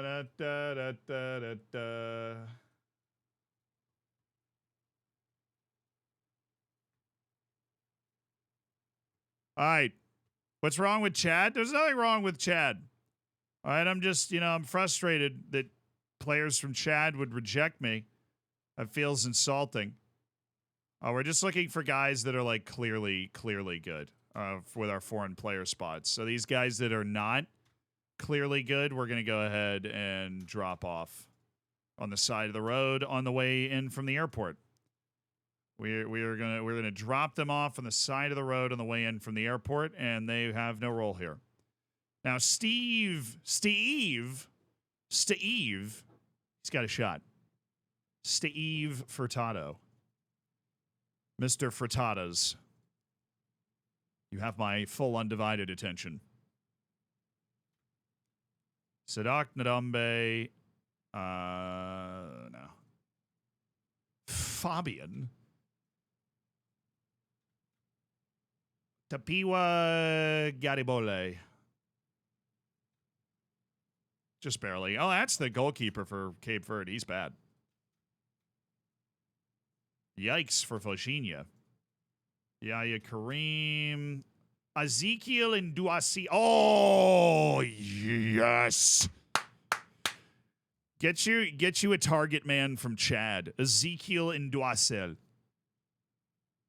Get you a pure target man from Chad. It makes everything better if you can get yourself a target man from Chad. All right, default. We're going to go with general info. Anybody that's not from South Africa or Zimbabwe, we're going to take a swing at. These guys, specifically, these guys that we weren't able to trial last time. Venuste Babula. I'm going to offer you the trial again, and hopefully they'll accept it this time because so many trials got rejected. We should be in a good spot. So these two guys, Central African Republic as well. So we're just going to try and get those trials in, and then we're going to have to stay. And Duasel is good. Vouch. Okay, I like to hear that. I like to hear a vouch for a guy that we have coming through the trial farm. All right, so all these guys are now approved to come in for their own trials and hang out at the club, and we're going to see if we drop them off on our way home from the airport or not. We might, because we are trying to filter our way through a ton of players around the world. It takes a lot of work, but that's how we build a championship team. That's how we build a championship team here. Surplus to requirements. A jumping reach at 5 to 12, and the composure at 2 to 9 is a bit of an immediate turnoff, but enjoy your time with the Botswana national team. Venuste. Oh, I didn't work this hard for you to not be good, Venuste Babula. I didn't. Roland Biaku. He's only 22. He's got a chance. T-Ball Bong. No. Melki Indakamanji. I love it. No, I don't love the player, but I love that. Molebatsi. He's fine. No, he's not. We should dump him. Save on the training. Molebatsi. No. We'll take a look. Neblu. Barely. Imbokazi. Who's this guy? He's trying to move an 18-year-old.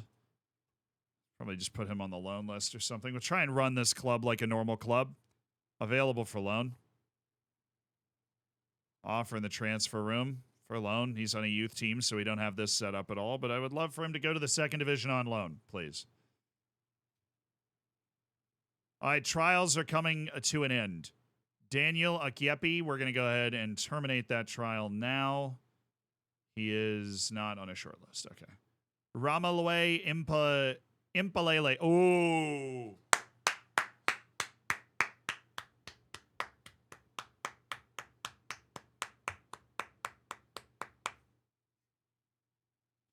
Like this guy. I like this guy. What does he want? Does he have an agent? All right, no, actually, before we make any decisions, I'm going to put him in the good section. And we're going to keep him around the team. He's just really well-rounded and solid and respectable player that can play multiple positions. That's good. That's good. Which save should I do? Figure out why you enjoy Football Manager or even just the idea of Football Manager and then try and find a save that allows you to do more of that. I'm not feeling this guy. We'll keep him on our short list, but I am going to make sure we cut him. Sfisa Halanti. This dude's been at Kaiser Chiefs the last 3 years. Traitor.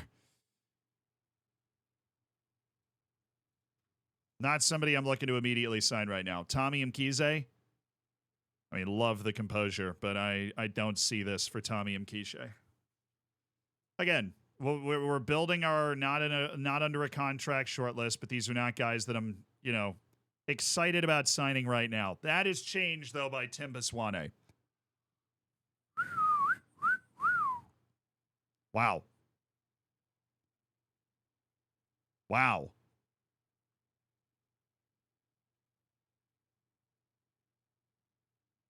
Aranikas, thank you for the prime. Right of reply, thank you for the 4 months. I appreciate you guys being part of the Hammers. Ironikas, thank you for spending $5 to Jeff Bezos money and supporting the channel with it. Why is everybody here old? I mean, those are the guys that are just out of a contract right now. But this dude's been at Mamelodi Sundowns for a long time. They finally let him go, but we could bring him in and have him just haunt their nightmares. Timba Swane. He's injured, but I mean, come on, it's orange. He's going to be back in 2 to 5 weeks. Dude blew out his Achilles. I wonder what he looked like before this. Hello. Suppose I could look right in front of me where it says that. He's recovering from a damaged Achilles, and we can sign him and bring him back. Agent. Hi. Interested. Not going to give you too much to go on. Why? Man, do you want to play somewhere? Because Mamelodi Sundowns let you go after you blew out your Achilles, all right?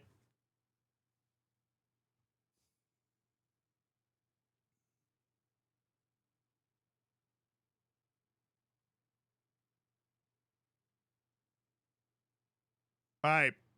We're exploring it. We're exploring the option. If I can get it at regular starter, I'll feel good. Important player, I won't feel good.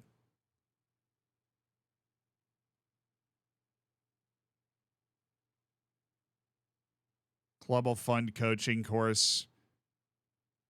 Do you want to be my penalty taker? I'm literally just offering that to random dudes. I didn't even put it on.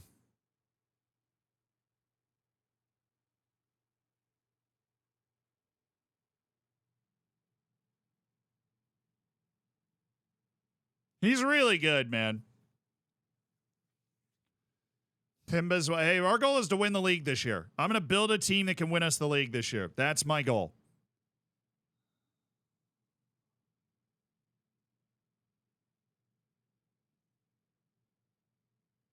You can also play that central midfield position. I mean, we need this guy.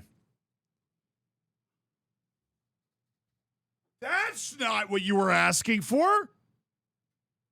Am I hallucinating, or did this dude say like from 210 to 270,000?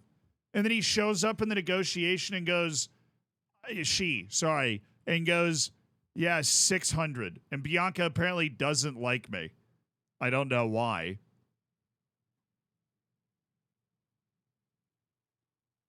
Bianca, goodness gracious. What was that? It's a 1-year contract, which, like, it's not a bad thing to lock the club into a 1-year deal for Timba Swane. That's just a lot of money. I'm pretty sure that's the biggest deal on the team. If we go through with that. By far. By far the biggest deal on the team. They get Timba Swane in. What blows my mind is that's just so far away from what she said they would be asking for. She asked for. Here, I keep forgetting. I need to order my food. I need to order lunch because I got to go straight to the airport to go home for Thanksgiving after this stream. Don't worry, we have a stream set up at home. All right. I am going to. I'm gonna order a sandwich. It's like my favorite sandwich. I can't tell you because there's weird people on the internet, like where it's from or what the sandwich is called, but oh, it's my favorite sandwich.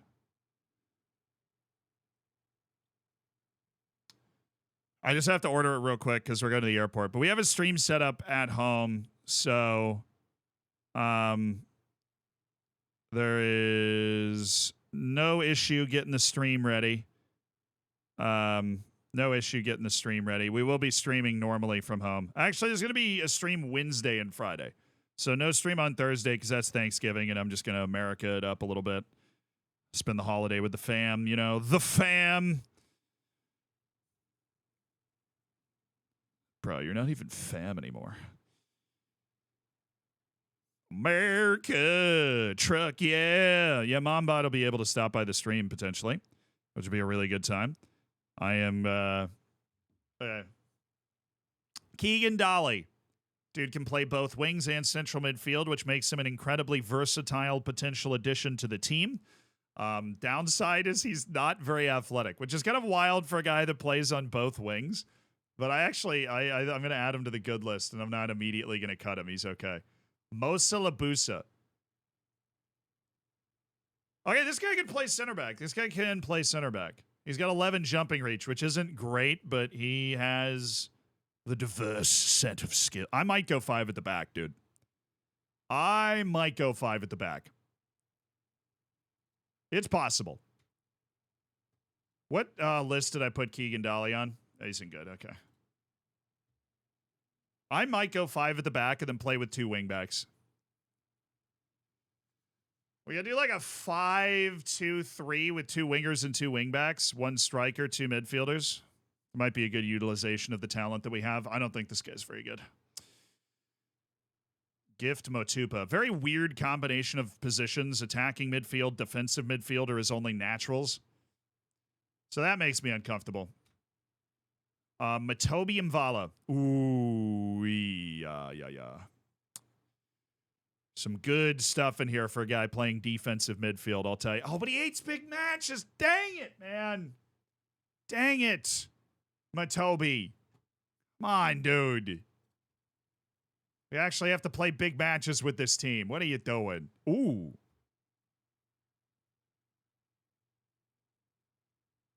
Just start adding crazy pace at every position. That could be my move. That could be the team we have this year.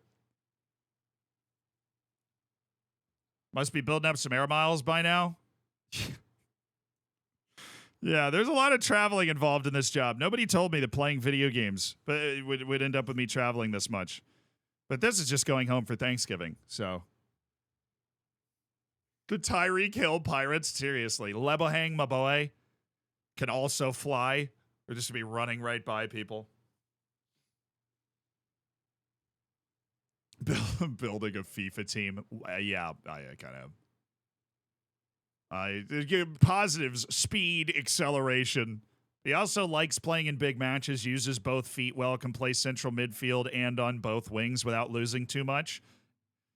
I mean, he's the type of player that fits into this. I don't want him playing central midfield against the best teams, but he can spell there, which is important.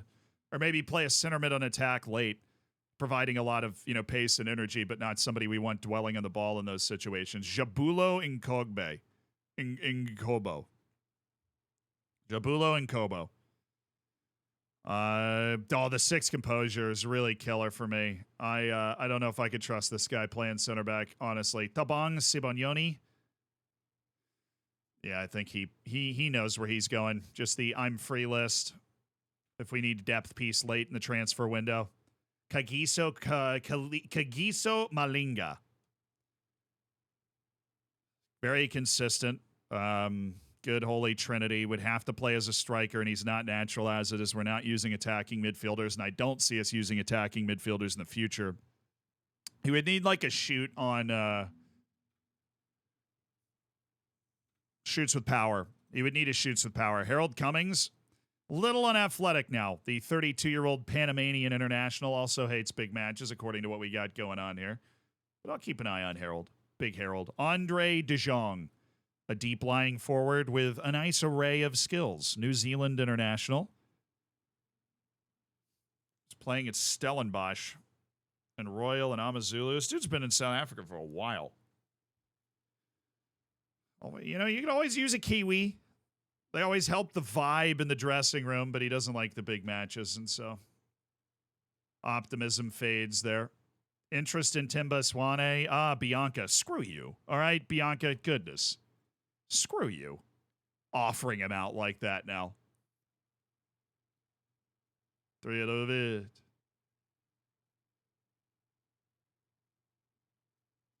All right, I'm going to take a flyer on all these guys that are on our good list because some of these guys might be able to actually help out the team. We'll see.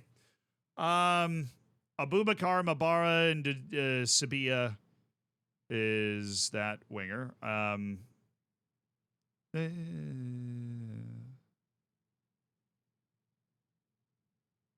Chadiza Padilla is here. There's 3 different Sipaleles. Where'd those guys go? Where are they? Oh, I'm on loans. Oh, good God, I'm not on the good list. That makes sense. Come on, man. What am I doing? I'm not even on the right short list. Like, where are the guys I just added? This doesn't make any sense. I don't want to talk about it. On the loans list instead.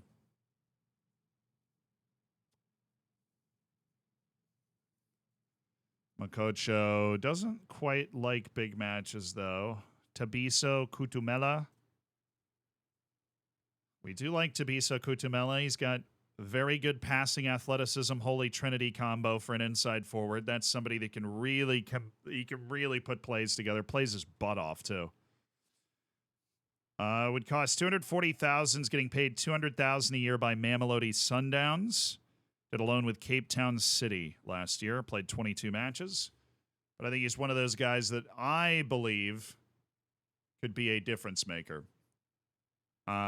Next guy is Leboang Maboe. There's Mosa Labusa, which is the super balanced wingback center back that I like. Good feel for the game, pretty good athlete. Jumping reach isn't a problem. Can bring the ball out of defense and break a defense open. He would be an integral part of us trying to play with a back five, would be having a guy like Mosa Labusa on the team. There's really no reason for me to not go for that signing. I saw Kaiser Chiefs want to sign that guy. Even more of a reason to go after him. Nodata can fly. Oh, no, that's the guy that's just incredible work rate. Bongani Zungu. Consummate box-to-box midfielder. Who's interested in him? Kaiser Chiefs? Nope. Sepski OSK from Romania. I remember that. I remember coming across that. Very balanced box-to-box midfielder. We need guys like that around our team. I would like to ask agent Quarantine LaSalle about availability. We'd want 140,000. Okay, he would want a reasonable wage. Bongani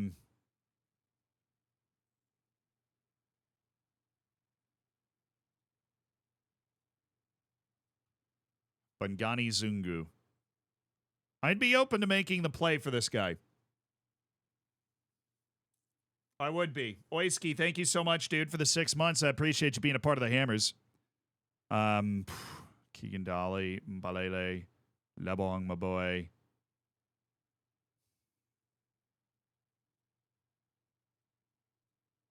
Labus is also getting interest from Cape Town City, so we might need to move sooner rather than later to get most of Labusa in the team. I'm going to do that now. Want to improve our midfielders? Bro, I am working on it, I swear.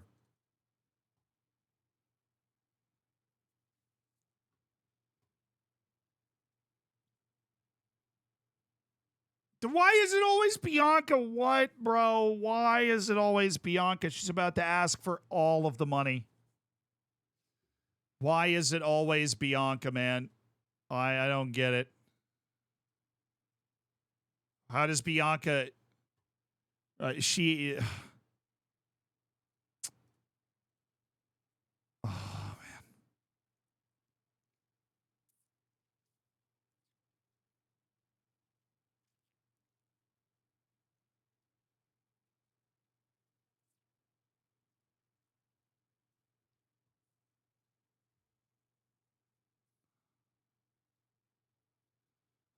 Oh, wow. Never mind, Bianca. I'm cool.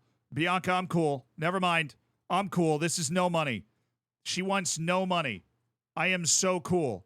Bianca, I have no idea why you're giving me Mosa Labusa for under 100,000 a year, but that literally pays for the other guy. I'm like, phew. He's like, dude, as long as I'm playing, I don't care. I respect that. He does not care how much he's getting paid as long as he wants to play. Bianca just turned around big time in my estimation. She just flipped around. Clean 180 there from Bianca. Big fan all of a sudden. Huge fan. Is it Bianca? No, it's somebody I have a friendly relationship with, which is helpful. I'll try. I've never seen that work, but Leboang Maboe, the pacey wing, we're going to try and get him into the team. He wants a 2-year contract. Not a problem. He's 29 years old. He also doesn't want a lot of money, and he is a good player. So we need to add in the midfield. I think we go add Bongani Zungu. I think this is the best midfield option there is for us right now. We need to get guys into the team. I'd love to wait for us to be able to scout the entire freaking planet through trials, but we need to We need guys. It's him or Makocho. Let's do a comparison. Bongani Zungu against Kamohelo Makocho. Now, Makocho is smarter. Bongani Zungu is more athletic, obviously, and Makocho is 2 years older. But we have a technique advantage, I think, for Zungu, although it's not as significant. It's not as significant as you'd think. It's like free kick taking and corners and a little advantage in crossing, like tackling and long shots. Going to Makocho actually makes him better. Makocho doesn't like big matches. Very true. We can go to the reports and we see a like for big matches and consistency, right? We can't trust our staff 100%, but we have no choice. And Bongani Zungu is also 2 years younger and fits in as an excellent fit with the current squad that we have now, where Kamohelo Makocho does not. So I think we tender an offer for Bongani Zungu.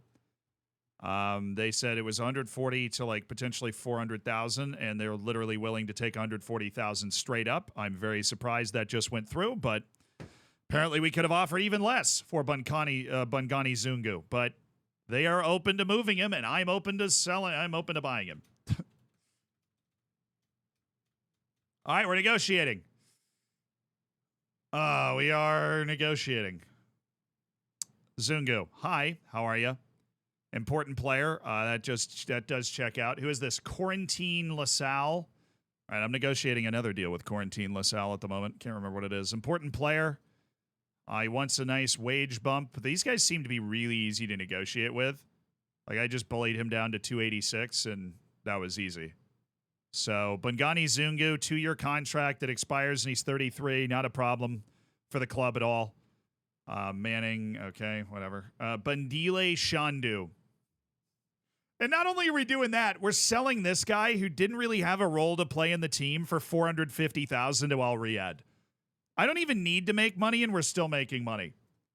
And that also solves our dynamics issue where Bandile Shandu was causing problems in the dressing room. Now our club atmosphere has been unlocked again because Bandile Shandu's moved to Saudi Arabia like he always wanted, you know?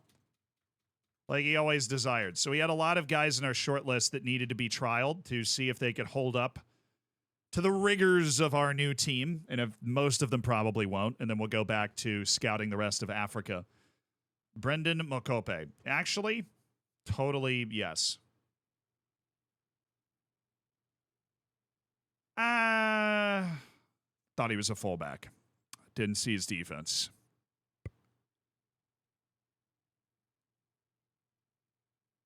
I think he we will put him on our he's a free player list, but that's it.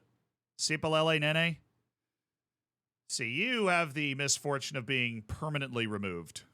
Sipo Sabia, also permanently removed from our short list. Definitely not on the good short list. Tobago Mabula. I'm going to move you to the default short list here, bud. That's where you're going. Bantu Chingi. Shadow. No. I can only play one position at all. Sipamele Mbulu. 25-year-old Carolero who last played at Uppington City, who just got relegated. Now a free agent after their relegation. Oh, it's Harold Majadibadu. This guy was on my team last year. Sorry. Also hates big matches, but fun backup right wing back on that team. The level that our team has gone up to the point that our short list is virtually useless. Pagie, who played for us last year, removed. Felix Noge. Man, I have a bad feeling about... I think Black Leopards are going to get absolutely smacked. Kulakani Kubeka actually is going to go onto our default list, but he will stay. We already know how good he is, so we can drop the trial. Hates big matches. See you later. Sammy, thank you for the 2 months. What's up, dude? How do you guys set up scouting nets in FM24? I actually have gotten pretty comfortable using the recruitment focuses after a year of locking in on that. Yusuf Japi always has had a better star rating than I think he deserves. I really don't know what's contributing to that. This guy's always been super hyped up. So we'll drop Yusuf Jappi. Sekele Sitole. Sekela Sitole. Doesn't really matter. I learned how to say your name if you're good enough. You're not. That guy's gone. Inkanyiso Mandansela. See you later. Sipalele Magubane.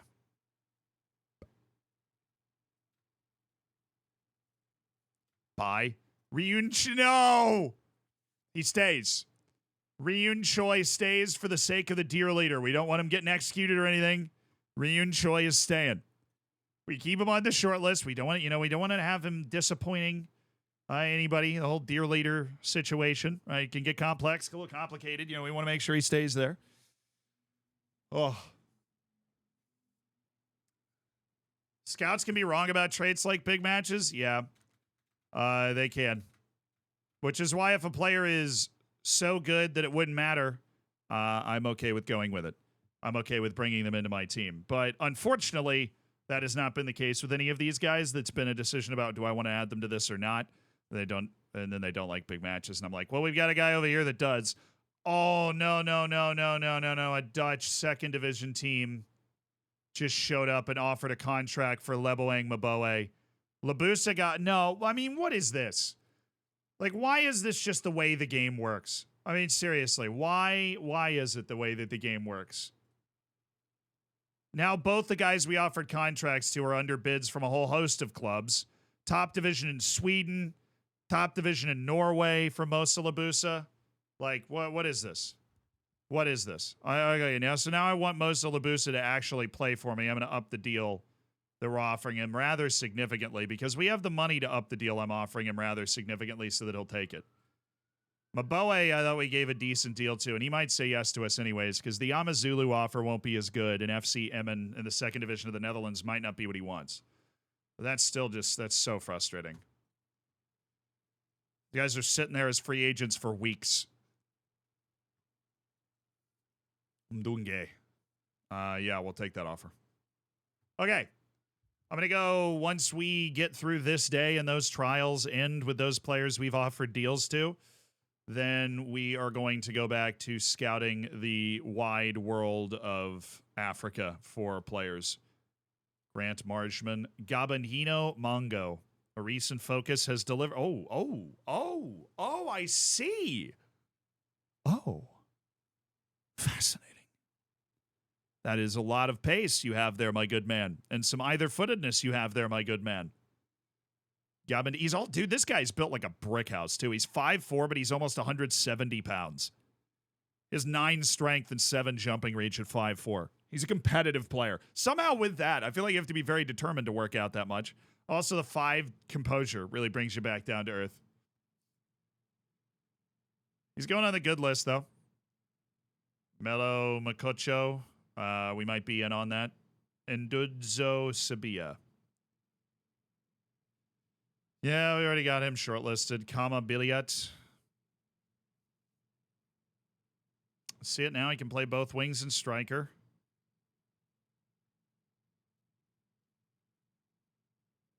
Bagani Zungu. Hey, we kind of already put an offer in for him, but I appreciate you telling me you found him.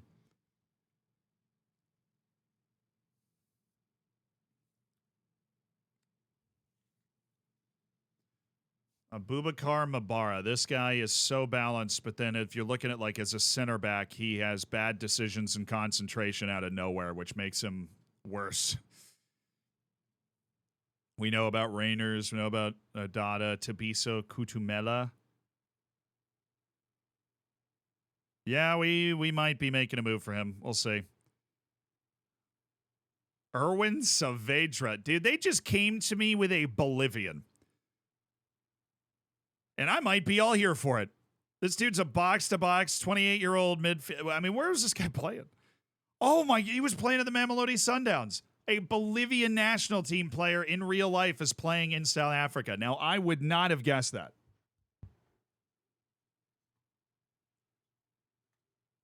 All right, Erwin. I'm surprised it took your agent so long to float you to me. I am clearly very open to free signings.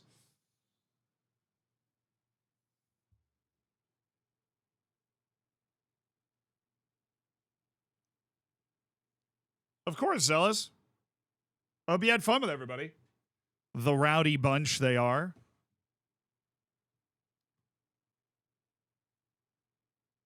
Because the Sundowns are OP and rich AF. All right. We'll get there. We'll become OP and rich AF. I mean, we're playing Valencia right now. It's pretty OP.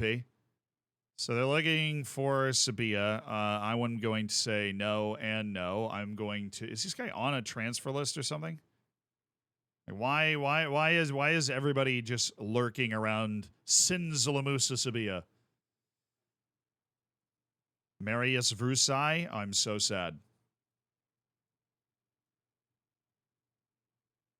Soli Cagnetti getting offers. All right, we're going to remove him from the list. We don't like him. And now you know what we can do? Chat. We can go back to Africa. Where were we? Chad? We've got a long way to go. Comoros. How you doing? You guys just beat Ghana in real life. I did have a Comorosian player on my team at our last stop, and it was very helpful. Bevik Mosituoko. Loving the strength and speed and size this guy's bringing to the table. We're at Balaspor, that's Turkey. Second league. Second league of Turkey. Bevik Mosituoko. Agent availability. Hi. Damn. Congo DR. Yeah, why are you guys are actually good? Oh, Ivory Coast. Eliezer Tape. One of the Ivorian national team goalkeepers might actually be approachable. 31-year-old Jean-Daniel Akbach. Well, he's only available for $1 million. All I'm saying. Hi. Very interested. Dang it. It doesn't hurt to add. Oh, wow.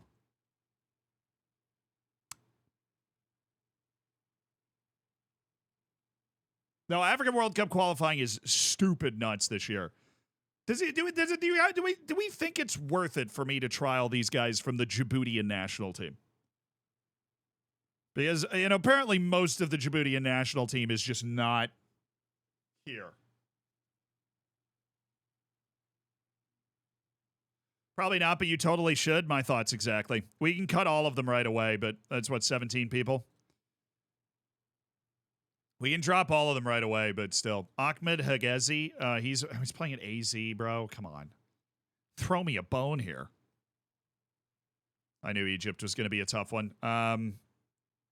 Christian Molina's got a bid on him. But it looks like Equatorial Guinea's got some guys that are around that might actually be good.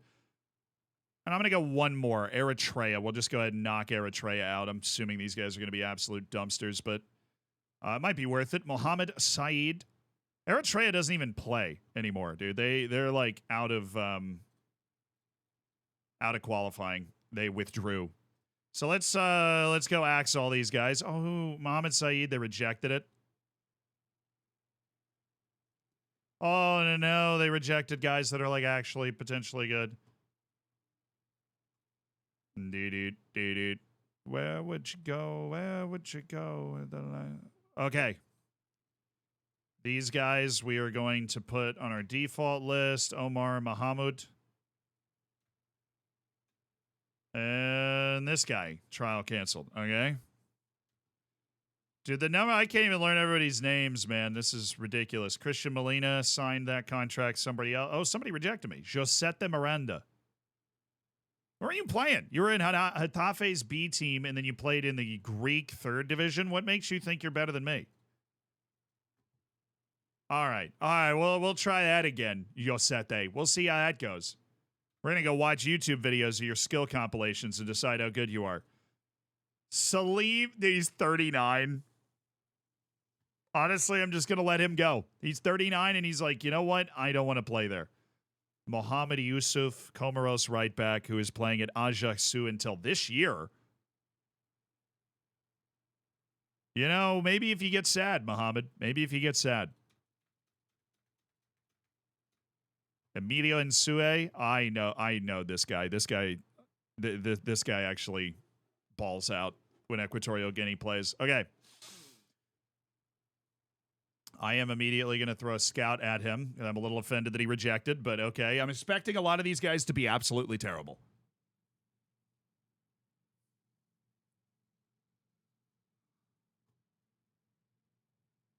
Gabriel Zadzia. I mean, I like the pace. Hey, there's one of the Djibouti guys right there. He just made it through the cut. Shout out, man.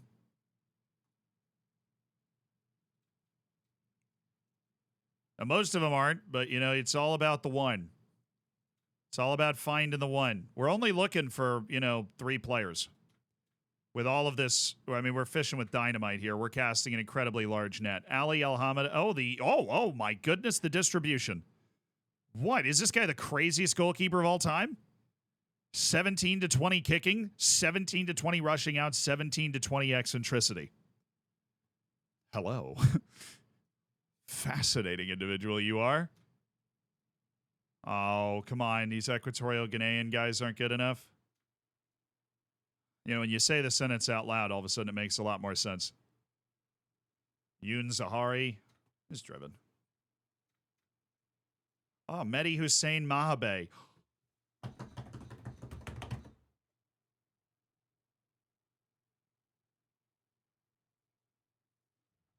Dude, why is this name such a big deal? Why is this name so do you guys remember? Mehdi Hussein Mahabe. This guy scored so many clutch goals at our worst World Cup tournament, and I completely forgot about Mehdi Hussein Mahabe until right now. But that guy, Djibouti made the final of our worst World Cup tournament that we did for a video, and Mehdi Hussein Mahabe was why. That guy scored some clutch goals, man. He scored some clutch goals. Felipe Avono. Boom. Boom. Man, he was good. We need to do another worst World Cup. Equatorial Guinea, one of their goalkeepers. Then, of course, Eliezer Tape, who plays for Ivory Coast. Like, we knew he wasn't going to be bad. Trials have finished. Nobody's looking at Mbakazi at this time. Okay. And, oh my, wow.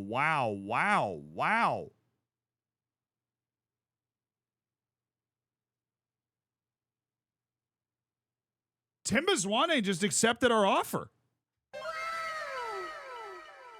This is the dude that got offers from like a couple of European teams in the top flight in Scandinavia, and he was like, no, I want to be a part of the project. Playing time was a factor in the decision. Well, welcome to the club, Timbazwane. A 1-year contract for the 34-year-old coming off an Achilles injury. But that being said, he is still a very good player who can slot in centrally, can play out on the wing as well. We are excited about Timbazwane joining the club. That is big time right there. That is big time.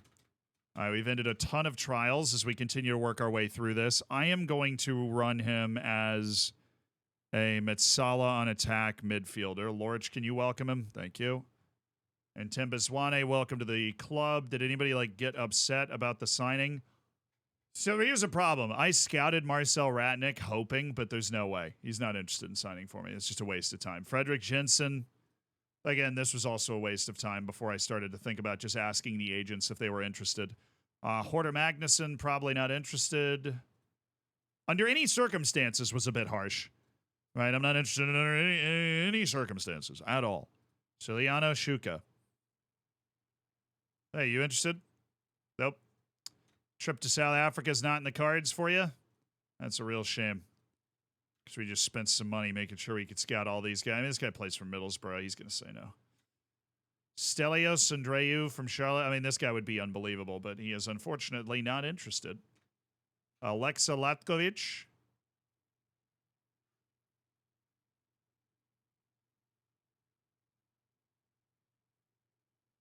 What was that? Pretty cheap to buy him, and then all of a sudden his salary's pretty low too? Oh, but he's not that good. That would be why. That would be why. We'll keep scouting Alexa Latkovic, but I don't think he's actually... I think that Belarusian striker who's on trial with us might be better. This guy is good, and so he won't be interested. Nina Ninua. Don't think that's a guy we want to spend a foreign player spot on. Oh my God, he's so good. Henrik, be so serious with me. Mkhitaryan, I could make you a star.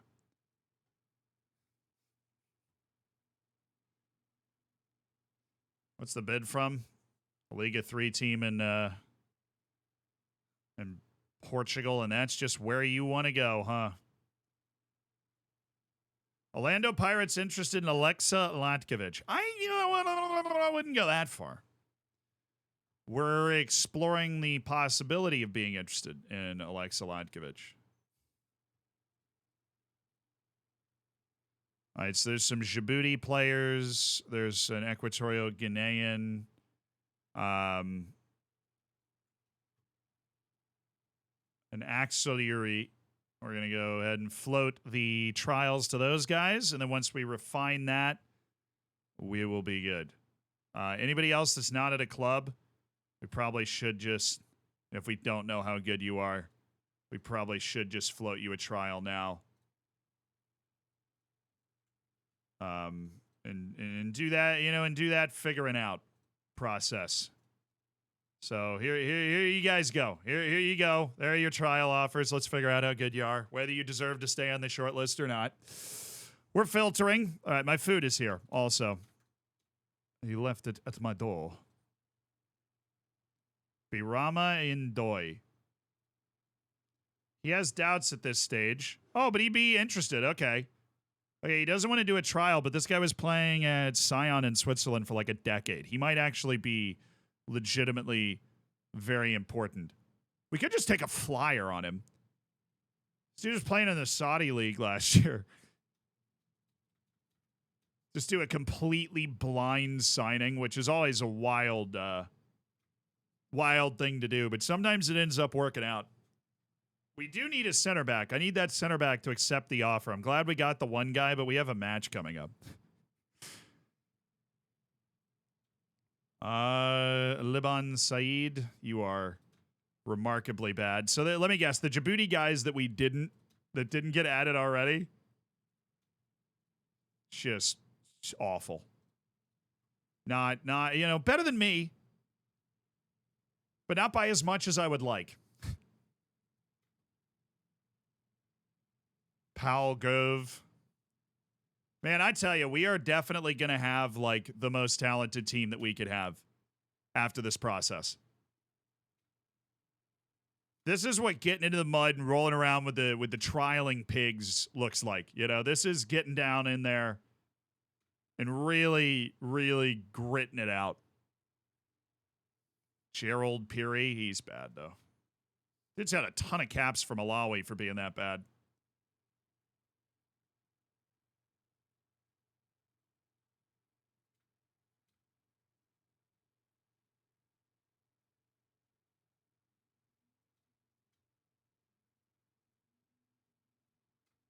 Okay, this guy, see you later, dude.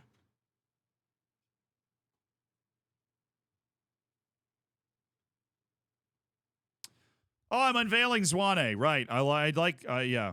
A moment. Yeah, he's a top player. He's been there and done it all. He's a top player. He's one of the faces of the South African League, and we're very happy he's here.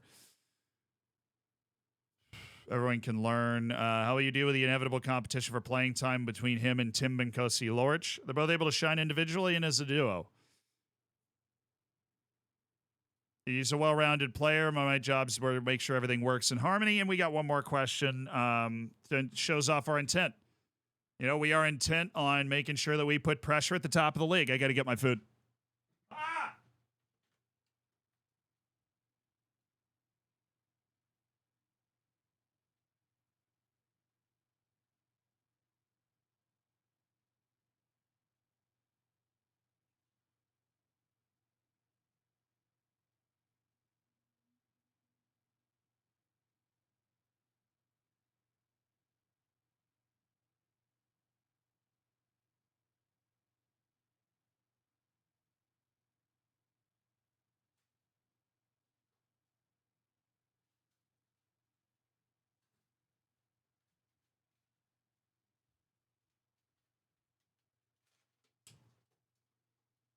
What's up, dudes and dudettes and homies and homes?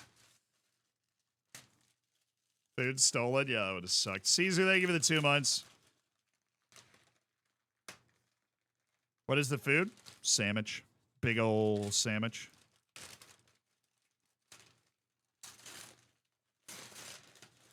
So rip the bag open. It's a very good sandwich. It's like Thanksgiving-ish. The turkey stuffing. Oh, divine. Probably it might be my favorite sandwich in New York.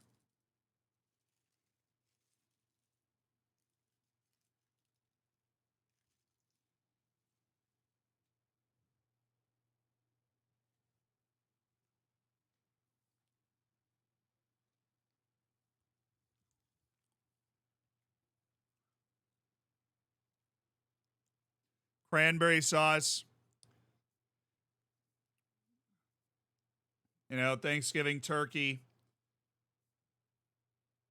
Yeah, it means business, this sandwich.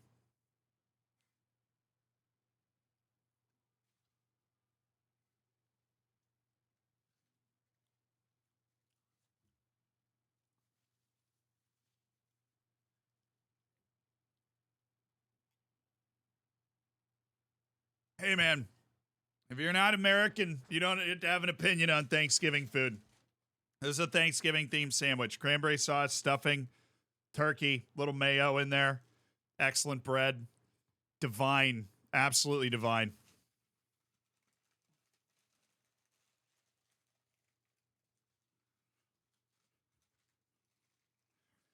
Because anytime I say stuff like stuffing or gravy, depending on what culture you're from, that can mean something completely different. You know? So where it might be gross where you come from, it's fantastic here. You can take my word for it.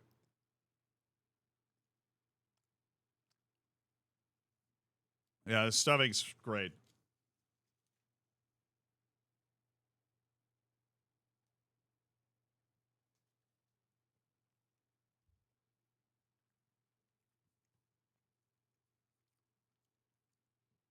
Or as I just did Eritrea. So we start with Eswatini. Oh my goodness.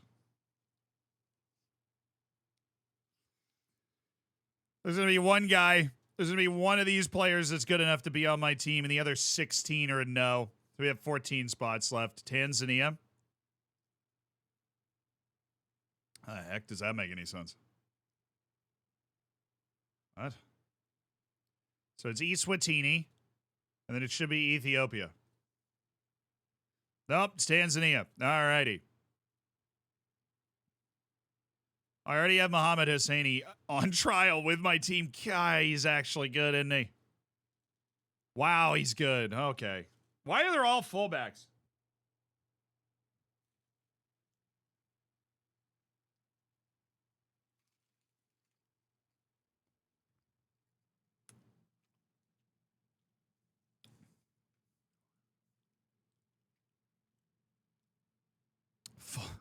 Fullback manager. Yeah, I just keep finding elite fullbacks.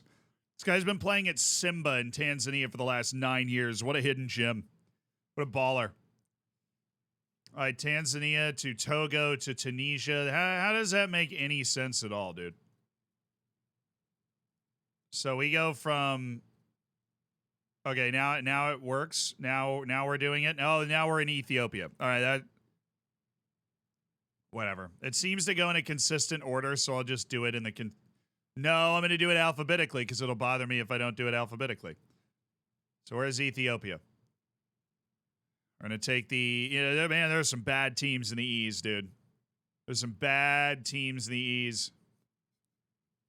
Ethiopia. Oh. Oh, man.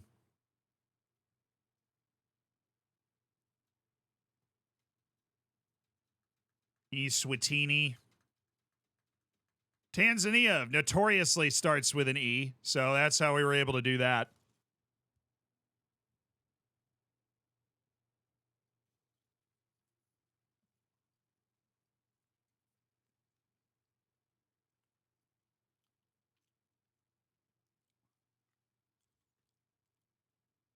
Stuffing in a sandwich is just wet bread between dry bread. Dude, our stuffing is not wet. Stuffing in the United States is not a wet thing. You can put gravy on it if you want. They don't. So yes, it is like flavored bread in between bread. Ramadan Youssef. Wow, Ethiopia. Okay. Guess what position he plays, guys? What position does he play, Zealand? Fullback. No way. That's crazy, dude. No, certainly not.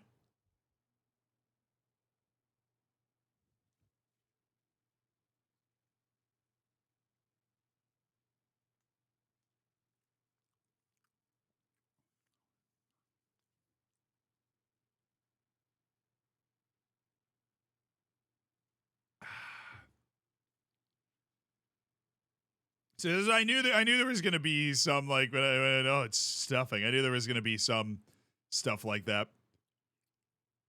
Well, that means a different thing. You know, it means a different thing in different cultures. You know, it's very, very worldly, very very intriguing, very, very, very enticing, very interesting, very, very, very fascinating. You know. Did I hit enough buzzwords? It felt good. Felt like I was really in a flow state there.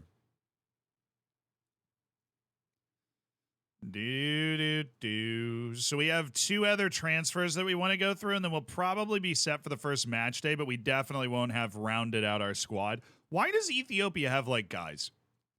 Where is this coming from? Why on earth does Ethiopia have dudes? They aren't supposed to have any dudes. They've had like 4 guys that made it through. I mean, more than that. Could not tell you.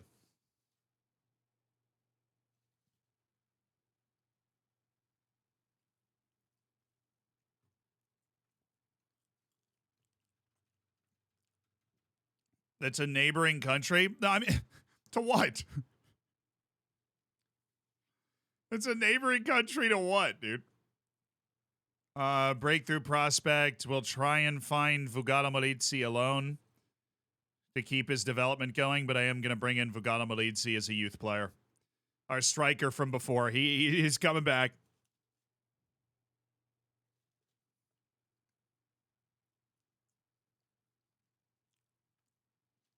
Ethiopia is a neighboring country to South Africa? Yeah, totally, dude. Definitely. 100%. If it is, I think you should walk from South Africa to Ethiopia and tell me how far it is. That poor guy running Africa. That poor guy running Africa will tell you that's a pretty long way.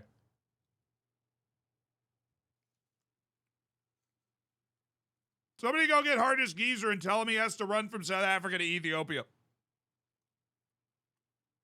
Oh, thought I meant Eswatini. Oh, yeah, no. Eswatini and Lesotho are the breakaway countries after the end of apartheid. I think it was after the end of apartheid. They broke away from South Africa at some point.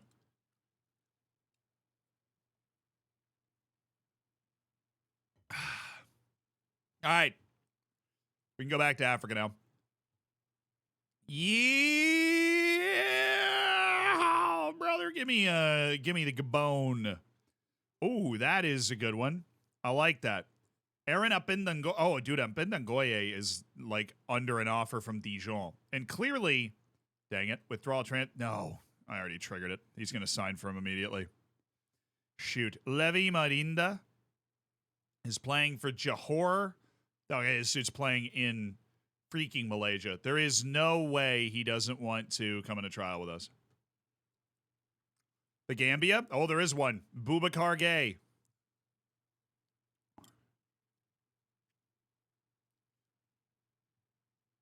Really? No Ghana? I mean, I guess we already have one. Guinea. Sekusila.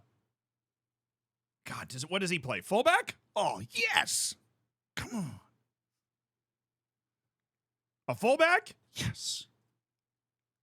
Guinea-Bissau? Give me a fullback right now or I am going to scream. Oppa. Sangate. You interested? He has some definite interest. All righty, dude. We will offer trial They'll probably reject that, but I will send a scout. I don't know. He's listed. They might accept it. Kenya. Ah, I see. Where's my boy? Is he still playing or did he retire? The guy that played on Tottenham. Oh, no, there he is. Victor Wanyama.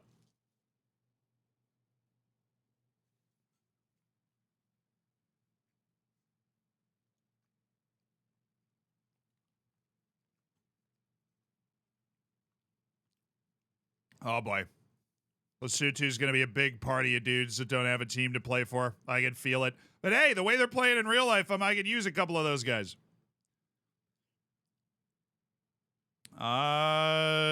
Jean-Noel Onome, Gabonese goalkeeper. Actually, we'll just go ahead and ask the agent. All right, he's open to the idea. So, Levi Marinda, they accepted it. And they rejected the Opa Sangante bit? Come on. But he likes me. I like him. I think he's really neat. You know, I think he's a really neat guy. Really? You played one match for Ipswich Town and now you're all that.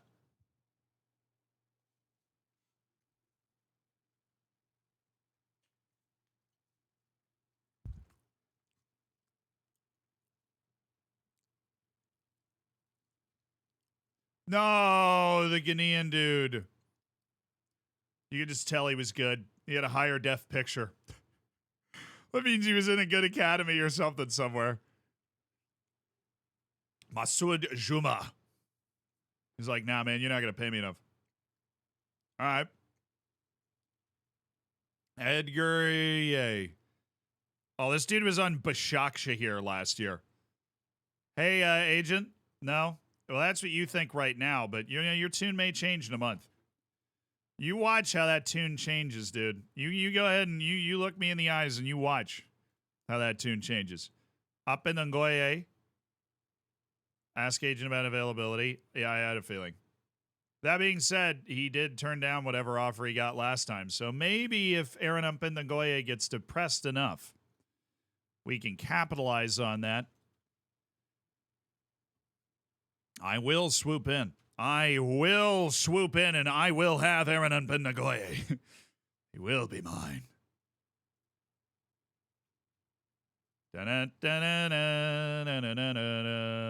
most of these guys are going to be bad. I think we had a lot of Lesotho players hopping in. Obviously, like one of them's probably going to make it through, but that is also probably it. Levi Marinda. That's the dude who is on another team, and they're trying to move. But he's cheap. He's basically free.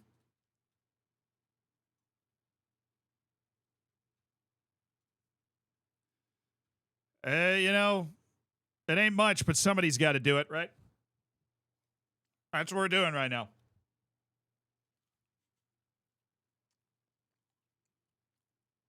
Here they go. Jose Mourinho's finished. I appreciate it. You're really making a statement there, too.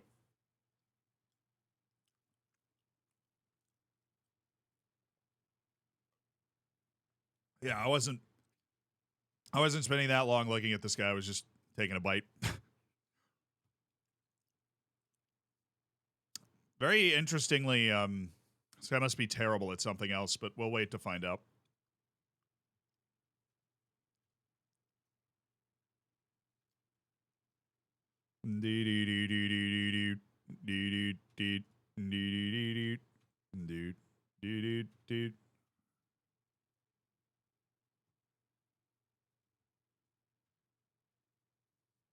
Boniface Onyongo.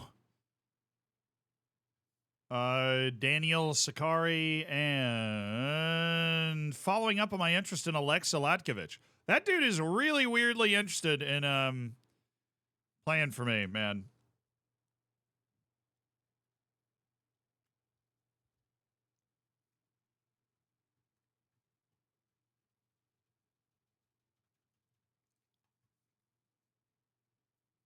All right. Jose on Lesotho. We continue. Liberia. Hi.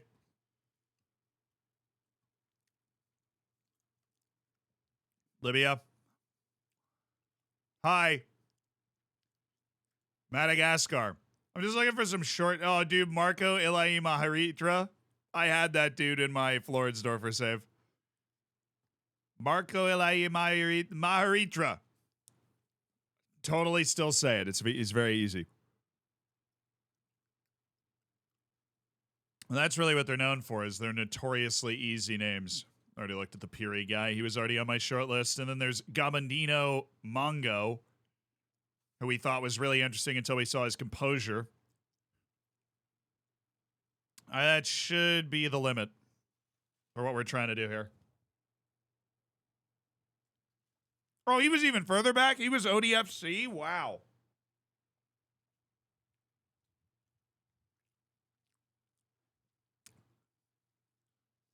Yeah, I'm over here trying to change my own lore in real time. Sorry. He was ODFC. That jersey, it brings back memories. Alan and GA from Liberia. Really? You're too good for me? Where have you been the last 4 years? Friggin' Swiss Second League? I don't think so, boss man. Nobody's too good for me. That is actually an excellent round. Everybody accepted except for one person, which means they're all probably going to be bad. Can't wait. I mean it right back, though. We already have guys. Mouyaid Jadour. I'm not even going to dignify that with an attempt. Razakanarina Rakotoasimbola. Clearly. Anas El Masrati. Salah Fakrun. Okay, Libya. I see you. I see you.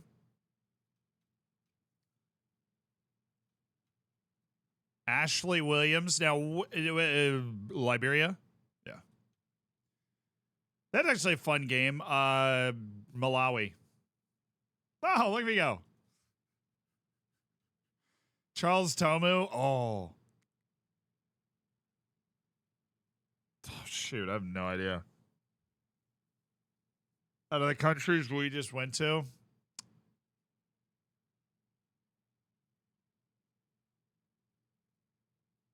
Oh, I should have said Malawi.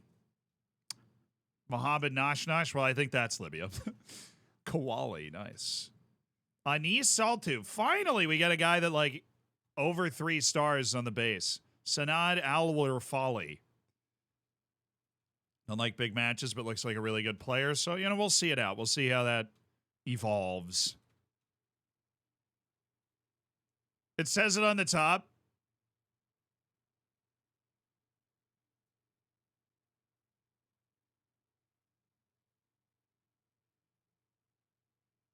Oh, it does, doesn't it? Oh, that, wow. No wonder he got it right. Guy's clearly cheating. Took Malagasy striker or whatever on loan, you know, on trial. Unbelievable.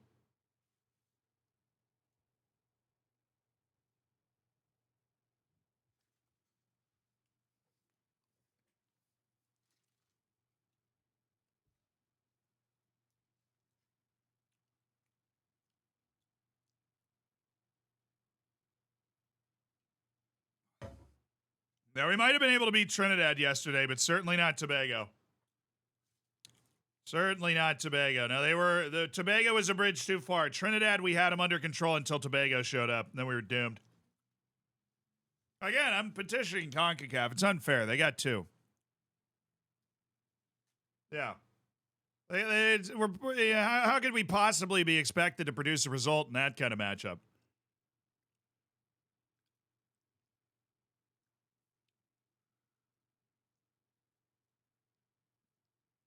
Jean-Noël Amonome. No.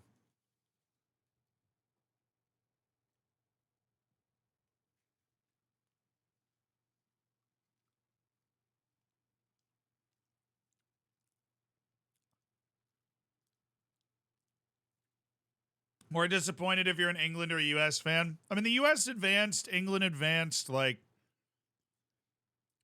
that's a hard question to answer. I don't feel super disappointed as a U.S. fan because we had a red card in the first half. So maybe England because they didn't have a red card, you know? But I think both teams advanced. It's just they advanced unconvincingly, you know?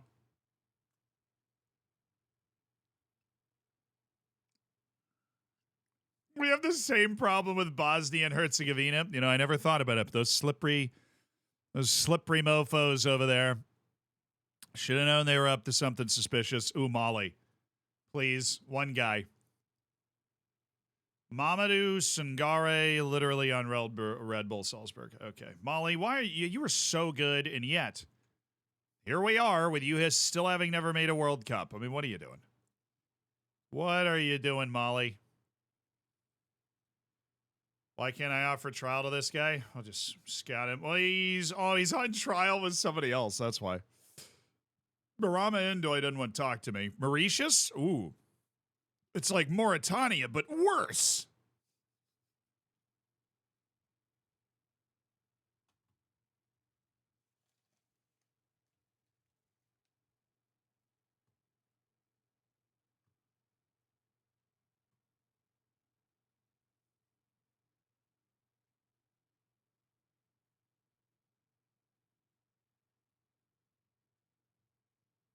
Bro, I didn't know you were a thing, Mayotte.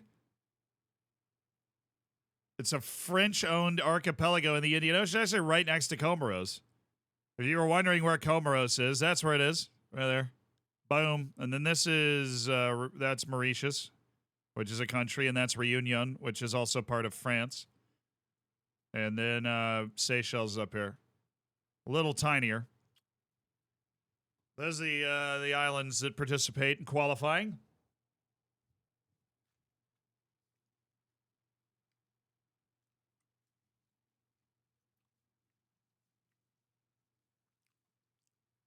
So I didn't see that coming. There it is. There's the flag and everything. I've never seen that, but we'll just keep going. I guess they have a national team that plays sometimes.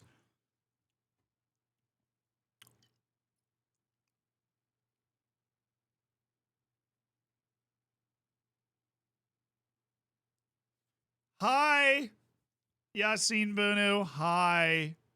How are you? That's okay. You don't have to answer right now. You look great, man. You been working out? I mean, really, you look fantastic, Yassine. You're crushing it.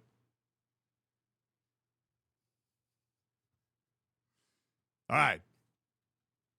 We're still going. Somebody rejected me. Lassana Diakabi of Mauritania. I'm getting rejected by multiple Mauritanians.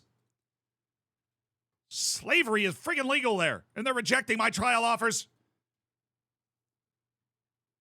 That's my fun fact of the day, by the way. Slavery is legal in Mauritania. Hey, wait. Two other guys rejected them. Mauritius?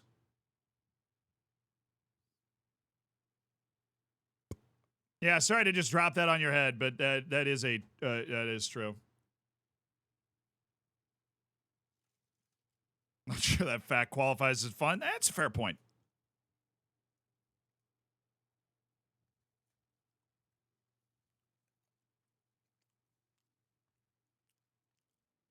I think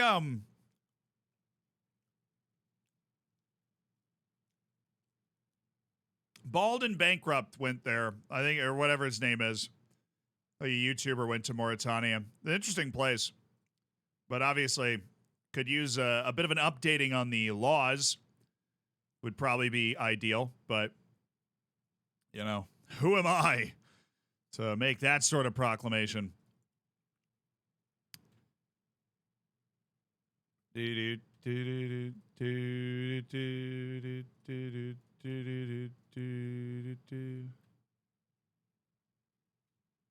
Such a great channel. Yeah, that dude goes to places other people don't go. And honestly, like, I always think that sort of thing's important, or else the only thing you'd know about Mauritania is that slavery was legal there, right? And then you don't know what the people are like and what the culture's like outside of that. So I'm sure there's some stupid and convoluted reason that it is.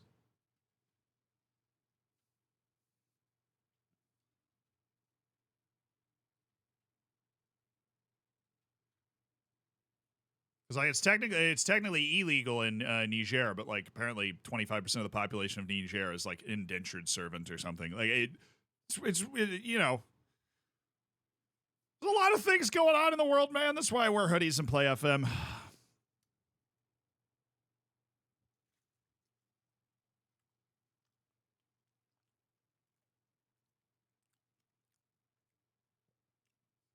Me too.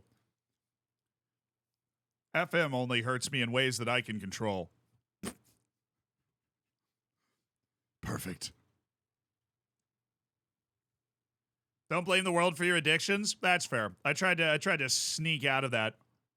Let's go to Namibia. Keep working our way down. The Namibians are going to toss us a few. 8 to be more specific. Niger. Hey, we were just talking about you guys.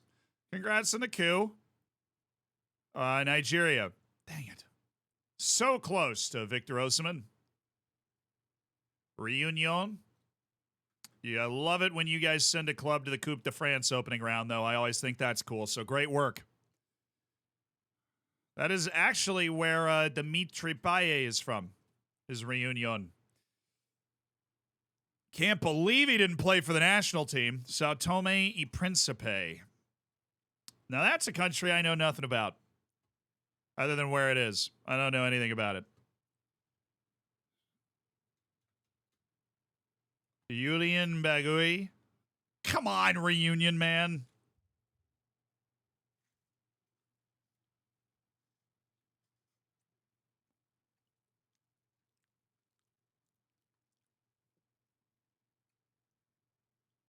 They speak Portuguese there? Okay, now I know something. Thank you. We're learning today. They speak Portuguese in Sao Tome y Principe. Probably should have been able to figure that out from the E that they're using as an and. Why are the Reunion players not want to? They're like, dude, I want to play in the French league like all of my friends. Yeah, well, what if you can't? You ever think about that, man? What if you just can't? We are cycling through players at an alarming rate here.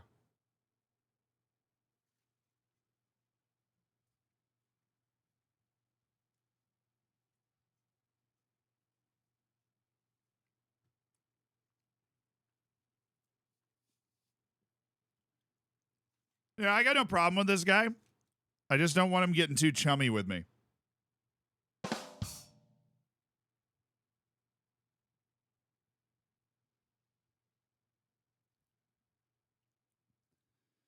that's why I swim in the trial. I don't want him getting too chummy with me. It'll get weird.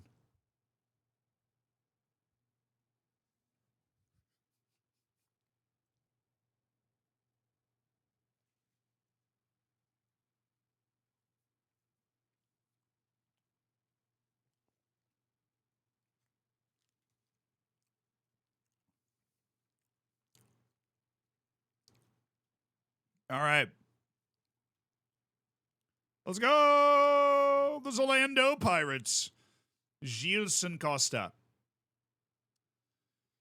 Maybe a chance. Sebu Keita from Niger.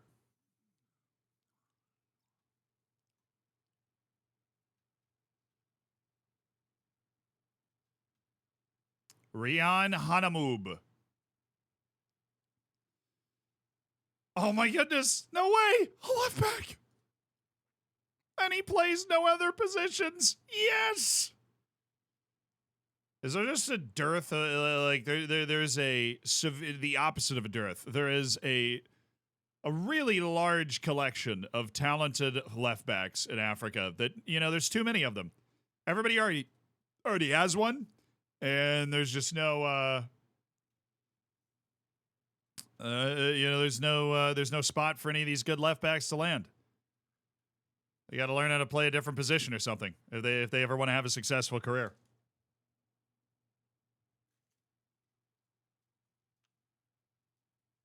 I really hope undearth is a word.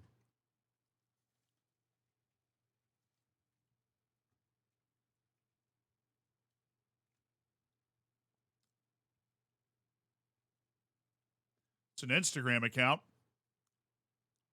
Oh, it's a dude. It's a musician. Okay.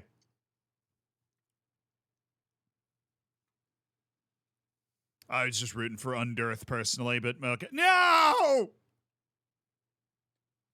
Why? God, why? I thought we had him Rick in the bag.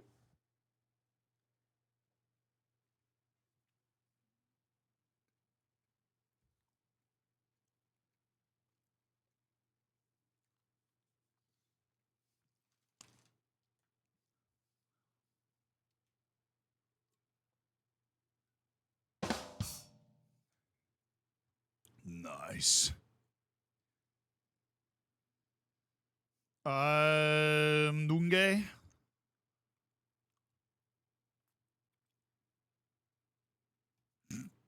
Nice. This might be one of the weirdest players I've ever seen. I think he's terrible.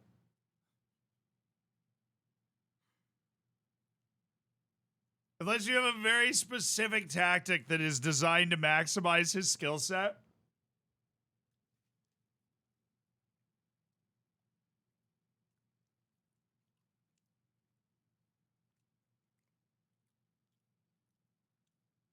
I'm just glad he's either footed so he can be bad with both of them.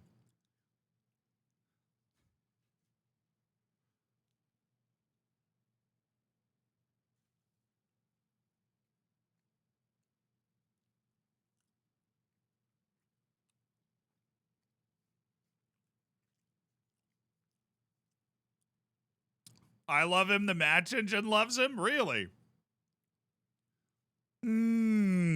Interesting.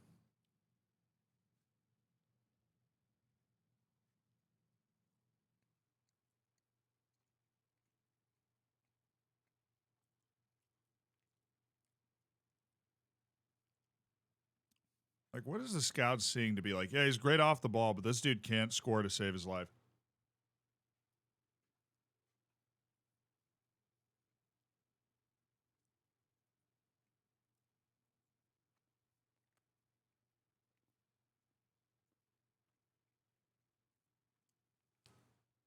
Are you ready?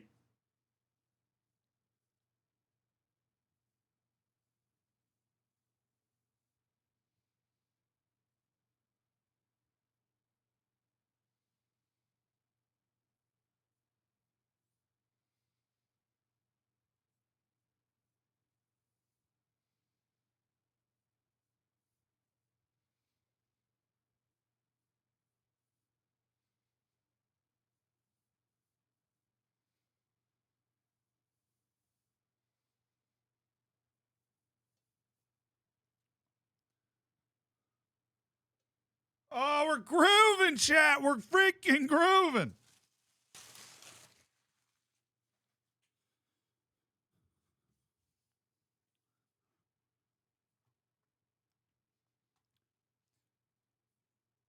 All right, I'll keep an eye on this guy.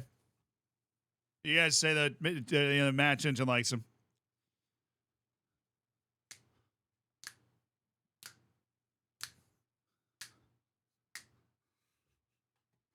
Got our friendly with Valencia coming up today. I'm still running like 60 guys in and off the the training pitch every day.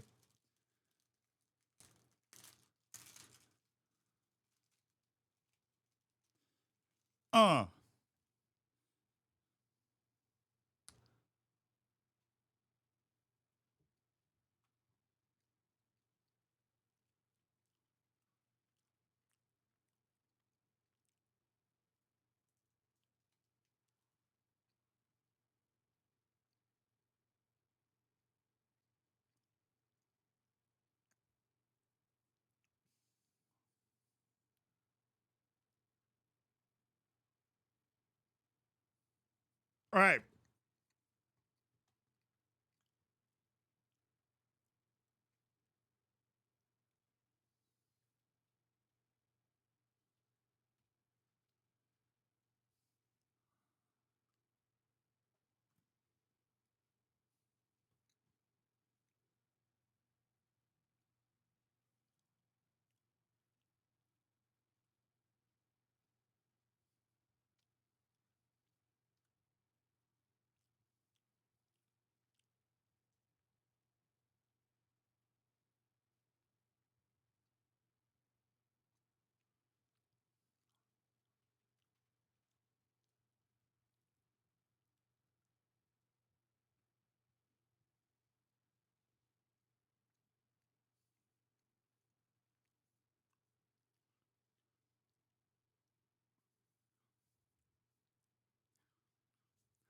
We signed him. Bangani Zungu. Welcome to the team.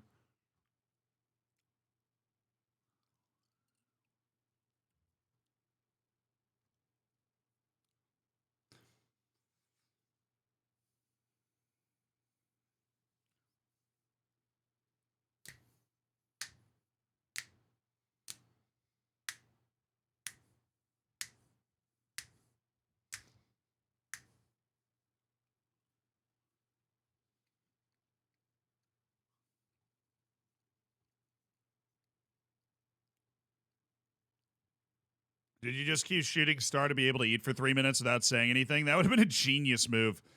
I know. I don't think I'm working with that kind of brain power, but it was helpful, you know. I finished the sandwich.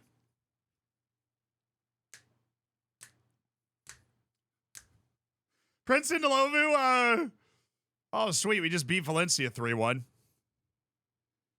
With a random collection of, like, trialists on the field. I'm going to love this guy, aren't I?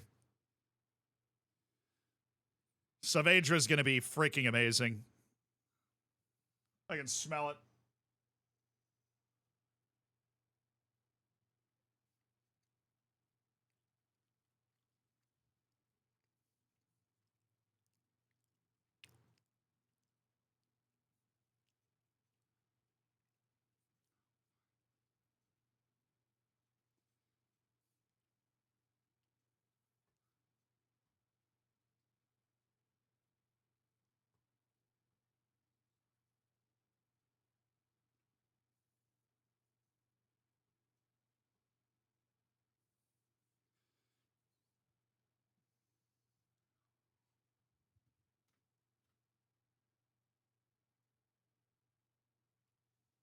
Whoa. Is his name called, or is it just he's from Sweden?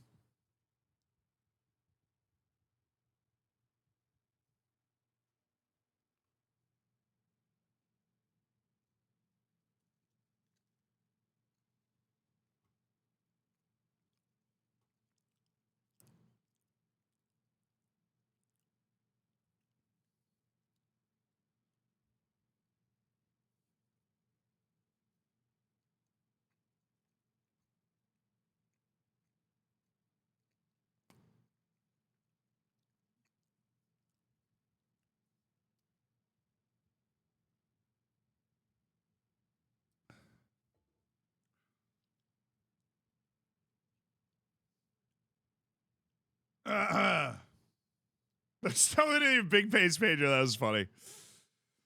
I'm just vibing all over the place. How important will Bangani Zungu be in helping Orlando Pirates be successful? I believe he can make a big contribution.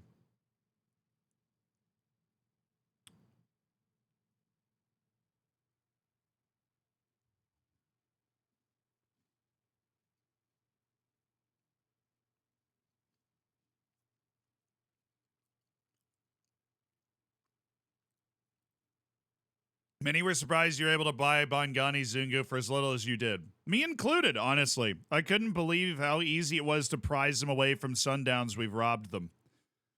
Will you be changing formation to ensure he gets to play in his best role? We'll make a success of him. Does Zungu have any existing friendships in the team? I don't know. Ask him, man. Check his Facebook mutuals. All right, reserve winger being sold to Stellenbosch, confirmed. Here we go, confirmed. Tweet it out. Do I think it'd beat Will Still in a streamer showdown? Probably. He's probably busy managing an actual team. I should be able to take care of the football manager side of things, considering he's got, you know, other things to worry about. Oh, man, we need goal. Oh, we need Inda out there. This is gonna be interesting. I think we've managed to add some good players, but we still definitely haven't added like our team yet. We don't have our full team. We don't have the full rotations understood. We don't really understand where the gaps are. We are waiting on Maboe and Mosa Labusa to make their decisions. And we've got the Kaiser Chiefs Be the Coach Challenge, which we have absolutely no idea what this is.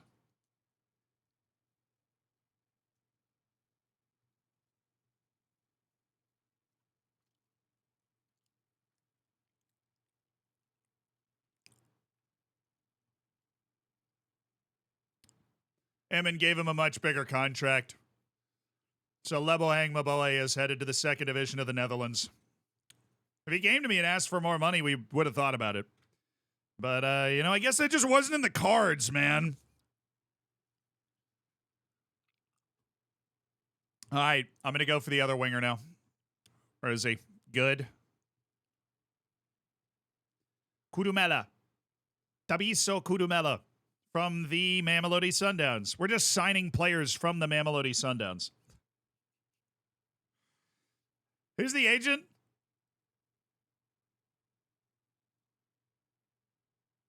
It's Bianca.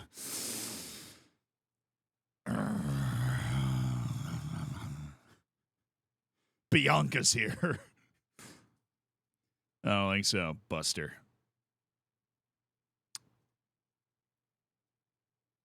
Give me under 50,000 and let's start talking with Tabisa Kudumela. Hi, please stick to what you said. Seriously, please stick to what you said. I'm okay with everything you said. The asking price is surprisingly low for Tabiso Kudumela. Now, I'm just trying to add friggin' talent to the team here. All right, thank you for sticking to what you said. Now, was it that? Was that? Oh my! She loves me now. What? What can I say, man? Well, what can I say?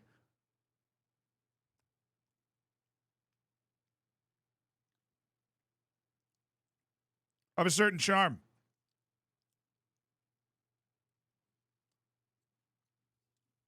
I play for the Memphis Grizzlies. Yo, B. What's up, B? You trying to do that deal? Yeah. Boydenstein, thank you for the year on the Prime, man. I appreciate it. You're great. All right, we've got an offer in for another guy that's going to make our team better, which is good. And we're stupidly under budget still.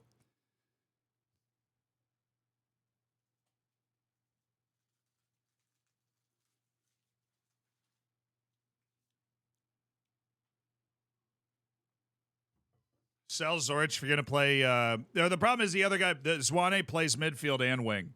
So we're going to have to kind of see how that rotation works out and see what kind of other spots in the team we're able to add somebody. So Innocent Mayela is the captain. I am going to keep that as the case. Richard Afori is current vice captain. Edwards recommends Innocent Mayela is appointed as vice captain. All right, look, Carlos Edwards, Omar Edwards, whatever your name is. I'm going to need you to think long and hard about what you're telling me to do. So, you want me to keep Innocent Mayela as my current captain. Cool. You also want me to appoint Innocent Mayela as my vice captain.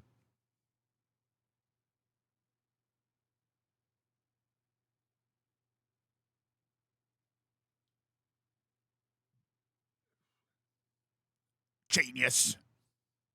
Sometimes Omar Edwards' genius is almost frightening. I think we're gonna keep Richard Afori as the guy. Okay, we're good. Cool. Kaiser Chiefs have come in with a loan or an offer for Gabiso Kudumela. So either he is friend or foe. He must choose, and he must choose now. He either sides with us or he sides against us.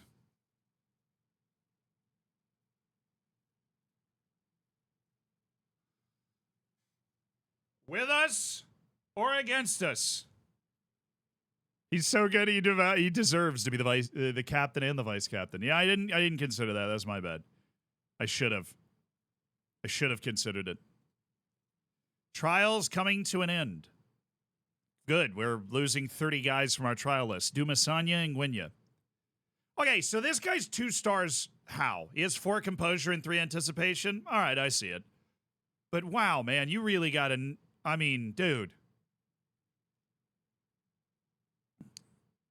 With that kind of athleticism and finishing and decent touch and long shots, you really got to suck at everything else.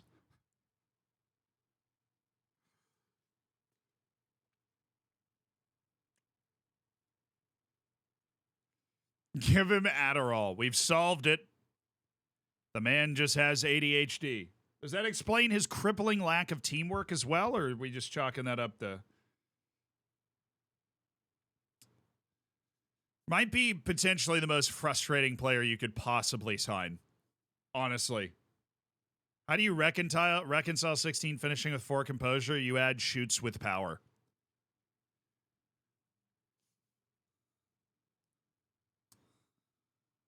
Legs, 1. Hey, it's not very weak. It's just weak on the left foot. And considering this guy's other problems, that is far from his biggest. I don't... I think I'll keep him on my short list. Then, of course, there is the Mohammed Husseini problem.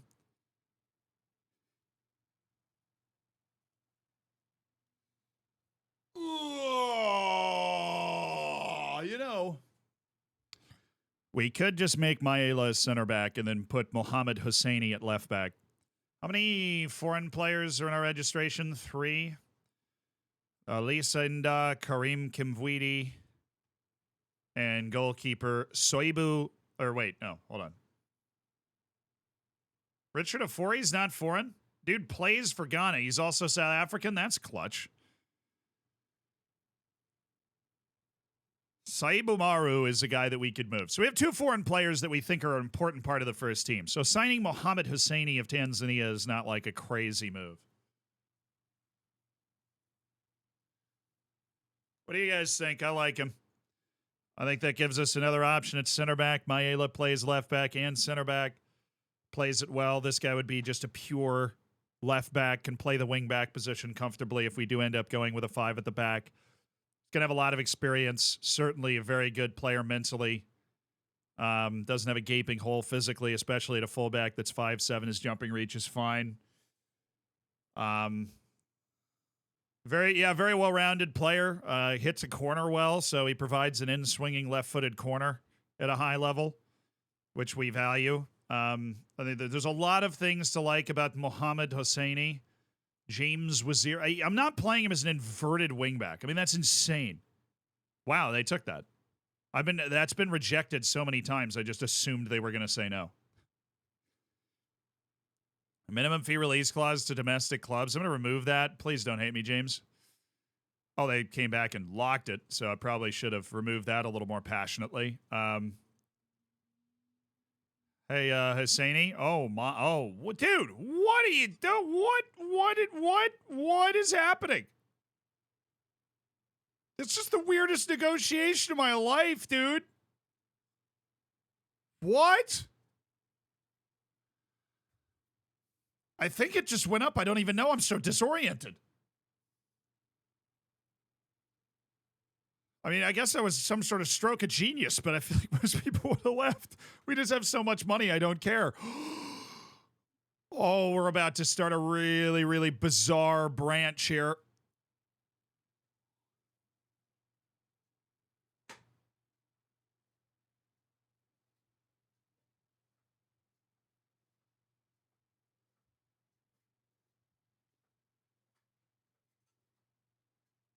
Look at the physical ability of Ilya Shkurin.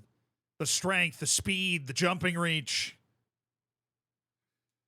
The Belarusian international in South Africa, Ilya Shkurin. That's hold-up play right there. And he can finish off a move and outside of the concentration. I mean, good composure. I mean, really. And he's a surprisingly solid passer. 14 vision. Guy sees the play develop. He's got good teamwork. He'll help figure that play out. He's like a budget Harry Kane, Ilya Shkurin. Oh, everything there is to like, he likes, including big matches. All right, let's negotiate a contract with Ilya Shkurin. Well, that was bold. I hate that you just did that, Sivakov. I wanted to try regular starter before I got locked into important player. But how could you not? I mean, this guy is a star in this league. He is a star. How could you not go for that? Oh, he wants the cash, though, don't he? He wants that cash, buddy. I'll give him a minimum fee release clause of $750,000 to foreign clubs. And Sivakov is not entirely inpatient, but this offer will anger him, likely, which means we're going to go ahead and jack up the agent fee so he's getting a little money. He'll be feeling good. He'll be feeling good. He'll be feeling good.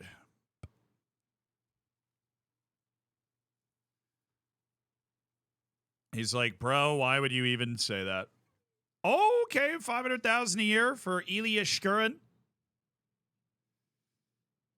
2-year contract, the $750,000 foreign team release clause.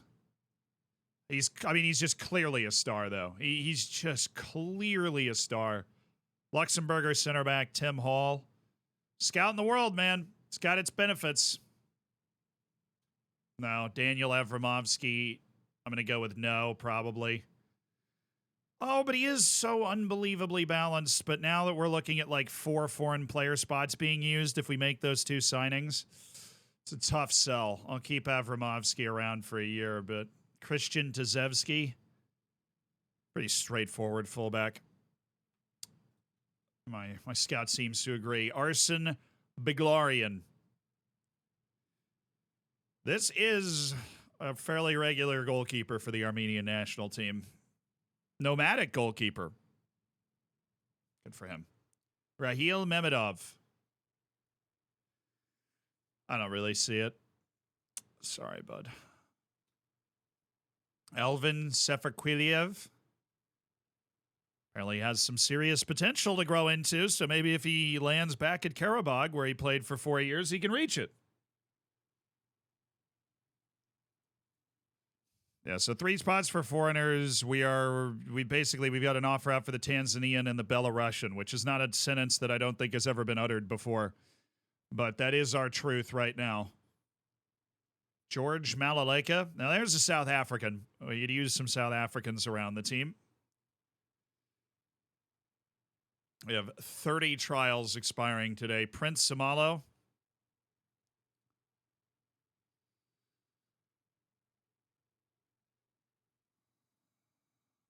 See, he's allegedly a target forward, but he's not. Gladwin Chatolo. Gladwin looks like he has seen some. This is a hilarious picture that they've used here. Gladwin looks like this guy survived the First World War, let alone the Second. I don't know if you get a chance to zoom in here. We maybe might be able to find this picture. Gladwin, Chatolo, Orlando Pirates. So we're going to find a bigger version of it so you guys can see this, because it is, it's a picture. It is a picture.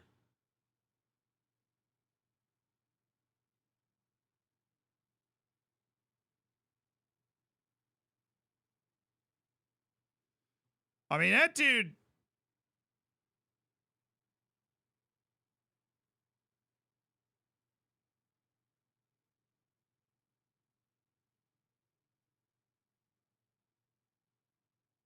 Hello, you guys there? Am I frozen completely? What's happened here?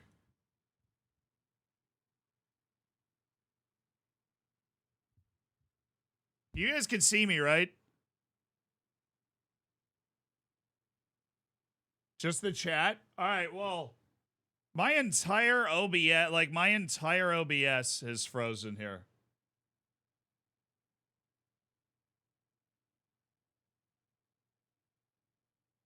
I don't know what to do. I'll be honest. Yeah, no. So you have no issues. You can see me fine, which is unbelievably interesting because,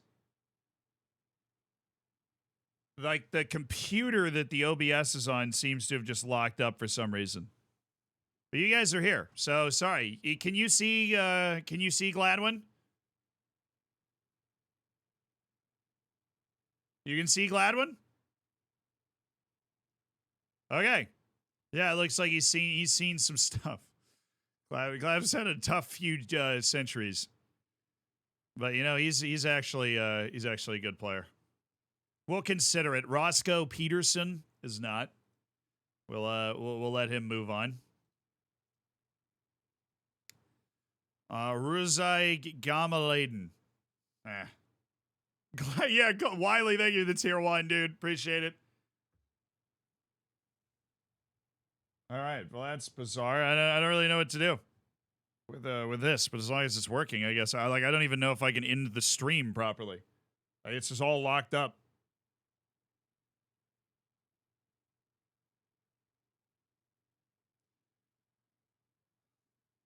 Three strength. Fair play, dude. You got to stream forever? Yeah, I mean, I guess that's it. That makes sense. Now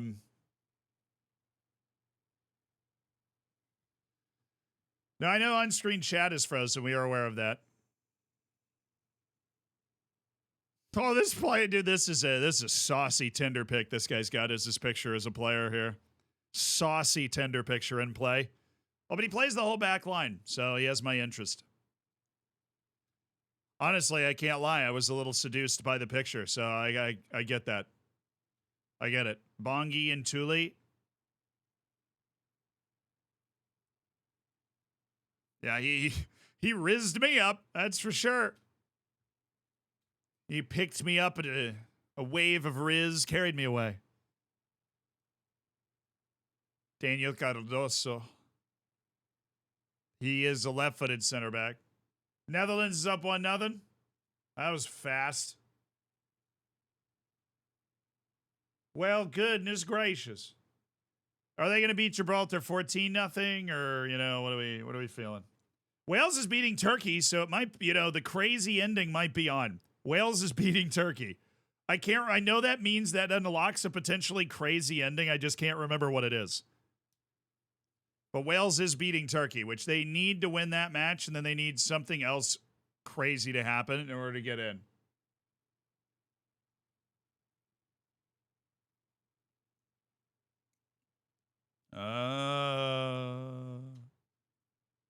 Lorado Lamola. I think it is time to call it, Lorado. You're 38 years old. I'm assuming had a good career somewhere. It definitely wasn't here. Why do they like Dylan McCullough so much? Because there is, in my opinion, because he plays 9 positions. Yeah, that'll do it. That'll always do it. They like Dylan McCullough so much because they can play a million positions. Sammy CAB.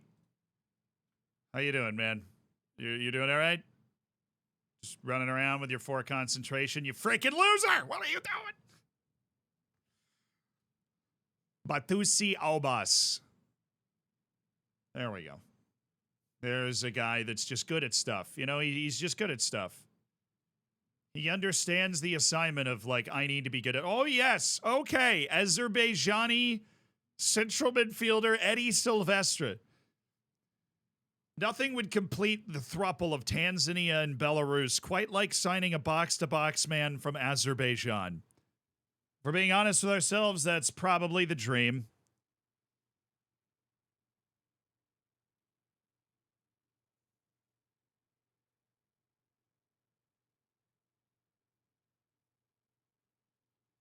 Unnamed mod screwed it up. George is still looking. George will let you know when he finds the unnamed mod that may or may not have screwed it up. Unnamed, of course. Second nationality. Oh, I think it's Portuguese. Angolan. And Spanish. He was born in Spain. I think the way it happened was he played there for a while. No? Nope. The dude is just also a Ziri.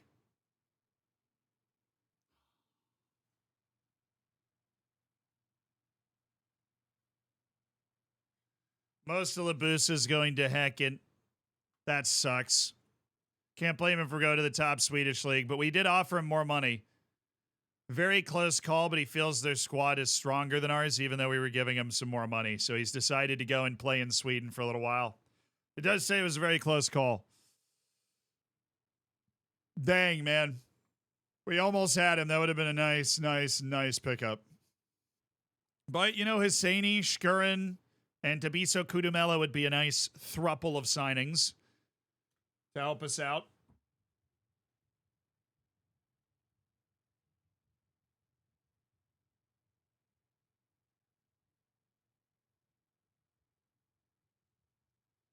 All right, I need to figure out what the heck's going on with this computer. It's going like 1 frame every 5 seconds. So the frame rate's like 0.2. It makes me feel so, whoa. I'd like to state the availability of my client, a 29-year-old Mozambican winger who plays for Simba in Tanzania. Okay. You have my attention.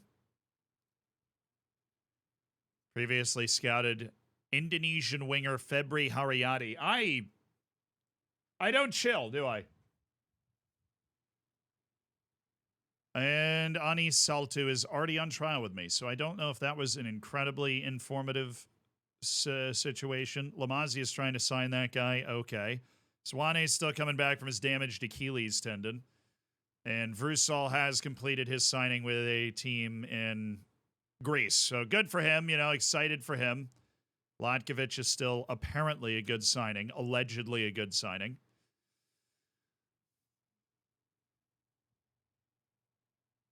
Oh, boy.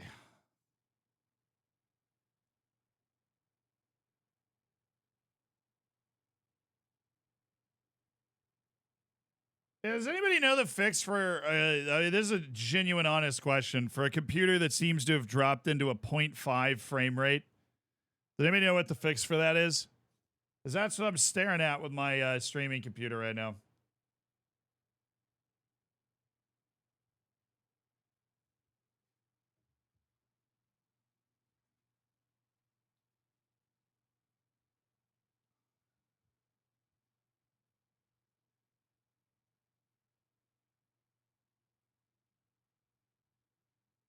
Swift kick to the chops? Probably. Pour some Dr. Pepper on it? Most definitely. Like, I can't even change the song now because the Spotify is on this computer. Somehow the computer is like functioning fully. It just can't show it to me. Like it is, the computer is functioning. It just can't show me.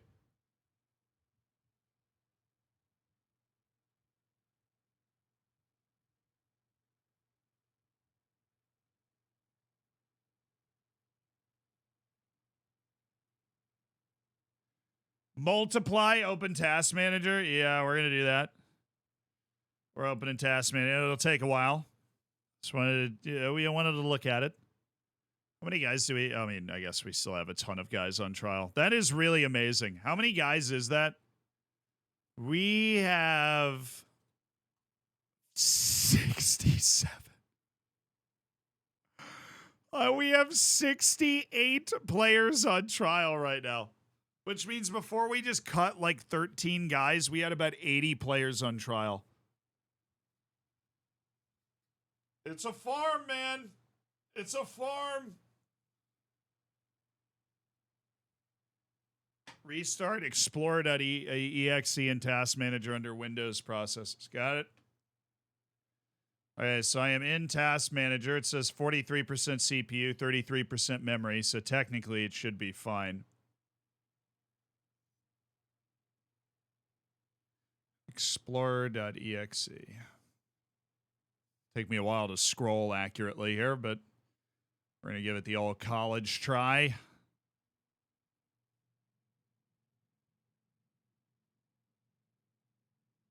That it? I had about 107 earlier. All right, man. No need to flex too hard. And honestly, it kind of feels like my GPU crashed or something. Because the computer's working fine, obviously. The computer that is encoding the stream you are currently watching is the one that is having the issue. I've in all my days working around computers, I've never had a computer that looked like this.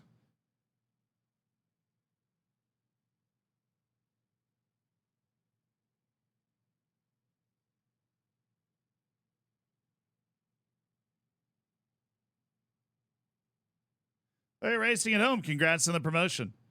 So I'm still looking for Windows Explorer to restart that. The scrolling is inaccurate, to say the least. I'm about to make it the Windows processes.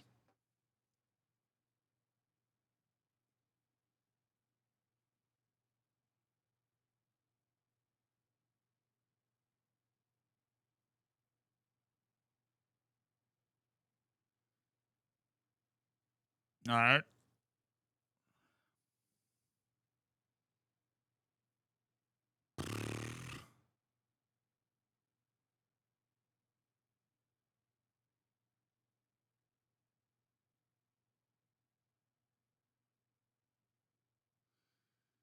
And we scroll, and we scroll, and we scroll.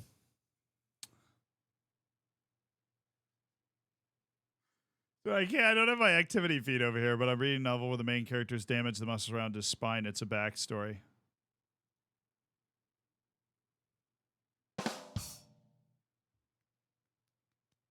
A minus. That's a good one. I'm actually going higher than most in chat.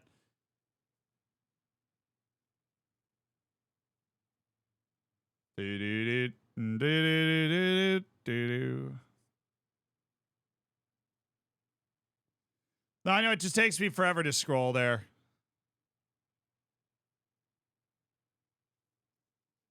Is it just, the screen refreshes like every 5 seconds. So I'm in scrolling simulator. Going through all of the service host stuff to get to the Windows Explorer thing.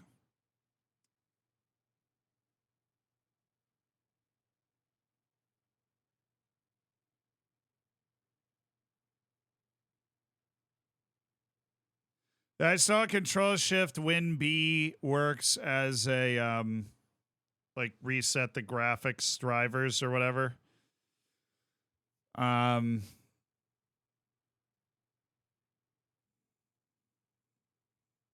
Honestly, might be worth a go.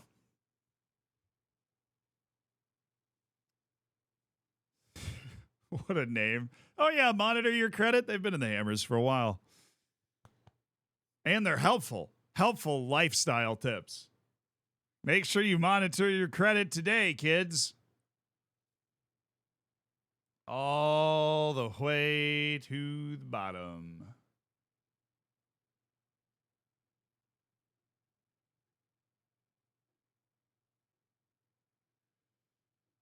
Come on, lads. Scroll like you've never scrolled before.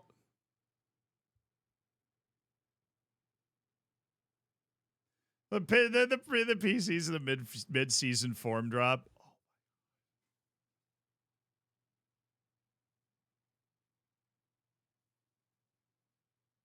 Bro, he's so good. How did they let him go? He's so good, man. I'm gonna put an offer in on him. I'm sold. I'm completely sold. This would be our last foreign player, but we could move a guy if we needed to. Out of any player I've ever signed, I have no problem getting this guy giving this guy important player. Why did it just go up by so much? What are you even talking about? Dude, what just happened? What am I hallucinating, or is this the second time we've had a negotiation where they just went insane after the opening offer? Am I hallucinating that?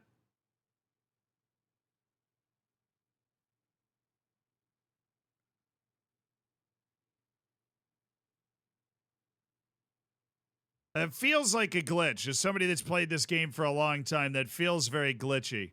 Now, we managed to win the negotiation, and this guy's absolutely worth this money, and we've got $3 million in the transfer budget. We can just bounce it over to the wage budget, which we are actually about to exceed, unbelievably. Really? I can't move it over anymore? Well, I would move it over. That dude's totally worth it. That would sort us out, and then we would be basically trialing all these people for no point at all, because we'd be signing 3 very good foreign players to play for us. That's the idea. Saavedra, Husseini, and Ilya Shkurin would then put us at 5, and we could add 1 more foreign player if we really wanted. But dude, Erwin Saavedra, I mean, my goodness gracious. That is a player that certainly does not belong in this league. That is a guy that can absolutely hold his own in the Premier League as a box-to-box midfielder. Not for a top half of the table team, but like, you don't feel bad about putting that guy on the field. You know what I mean? All right, Windows Explorer. I found it. Right click.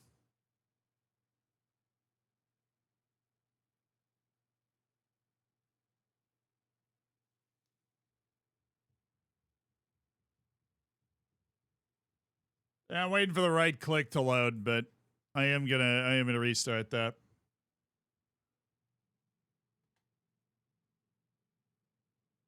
Wales still winning. So what was the situation for Wales?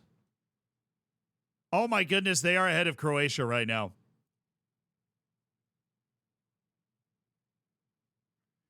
Bro, Croatia would have to go through the playoff. Awkward.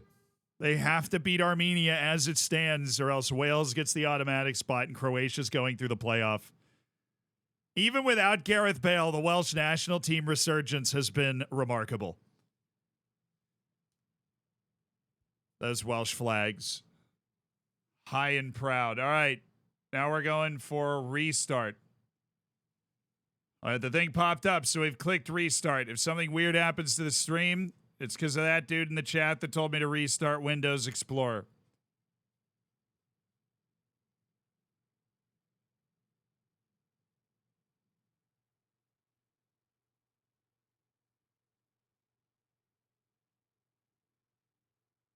Waiting for something to happen.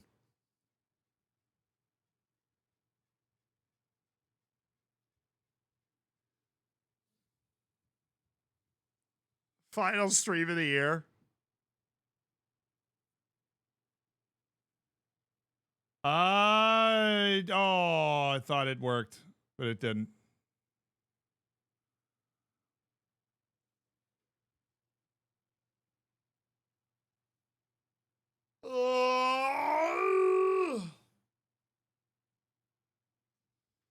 Yeah, no, it is. I gotta go to the airport soon, so I think I'm gonna try and see if I can end the stream normally. So this is gonna be a bit of an adventure, but we're gonna save the save up. And don't we're streamed tomorrow. Stream it from the setup at home, but same stream, normal deal tomorrow. I am going to attempt to end the stream. All right. Love you guys. Fist bump. Thank you for being here today. I will see you tomorrow. We will get into playing matches. We trialed like 150 players today in order to find the best couple guys, and we found them, which is awesome. But I do have to end the stream so we can get to the airport. So I'm going to try to do that now. So if I disappear, I will see you guys tomorrow. If not, we will see.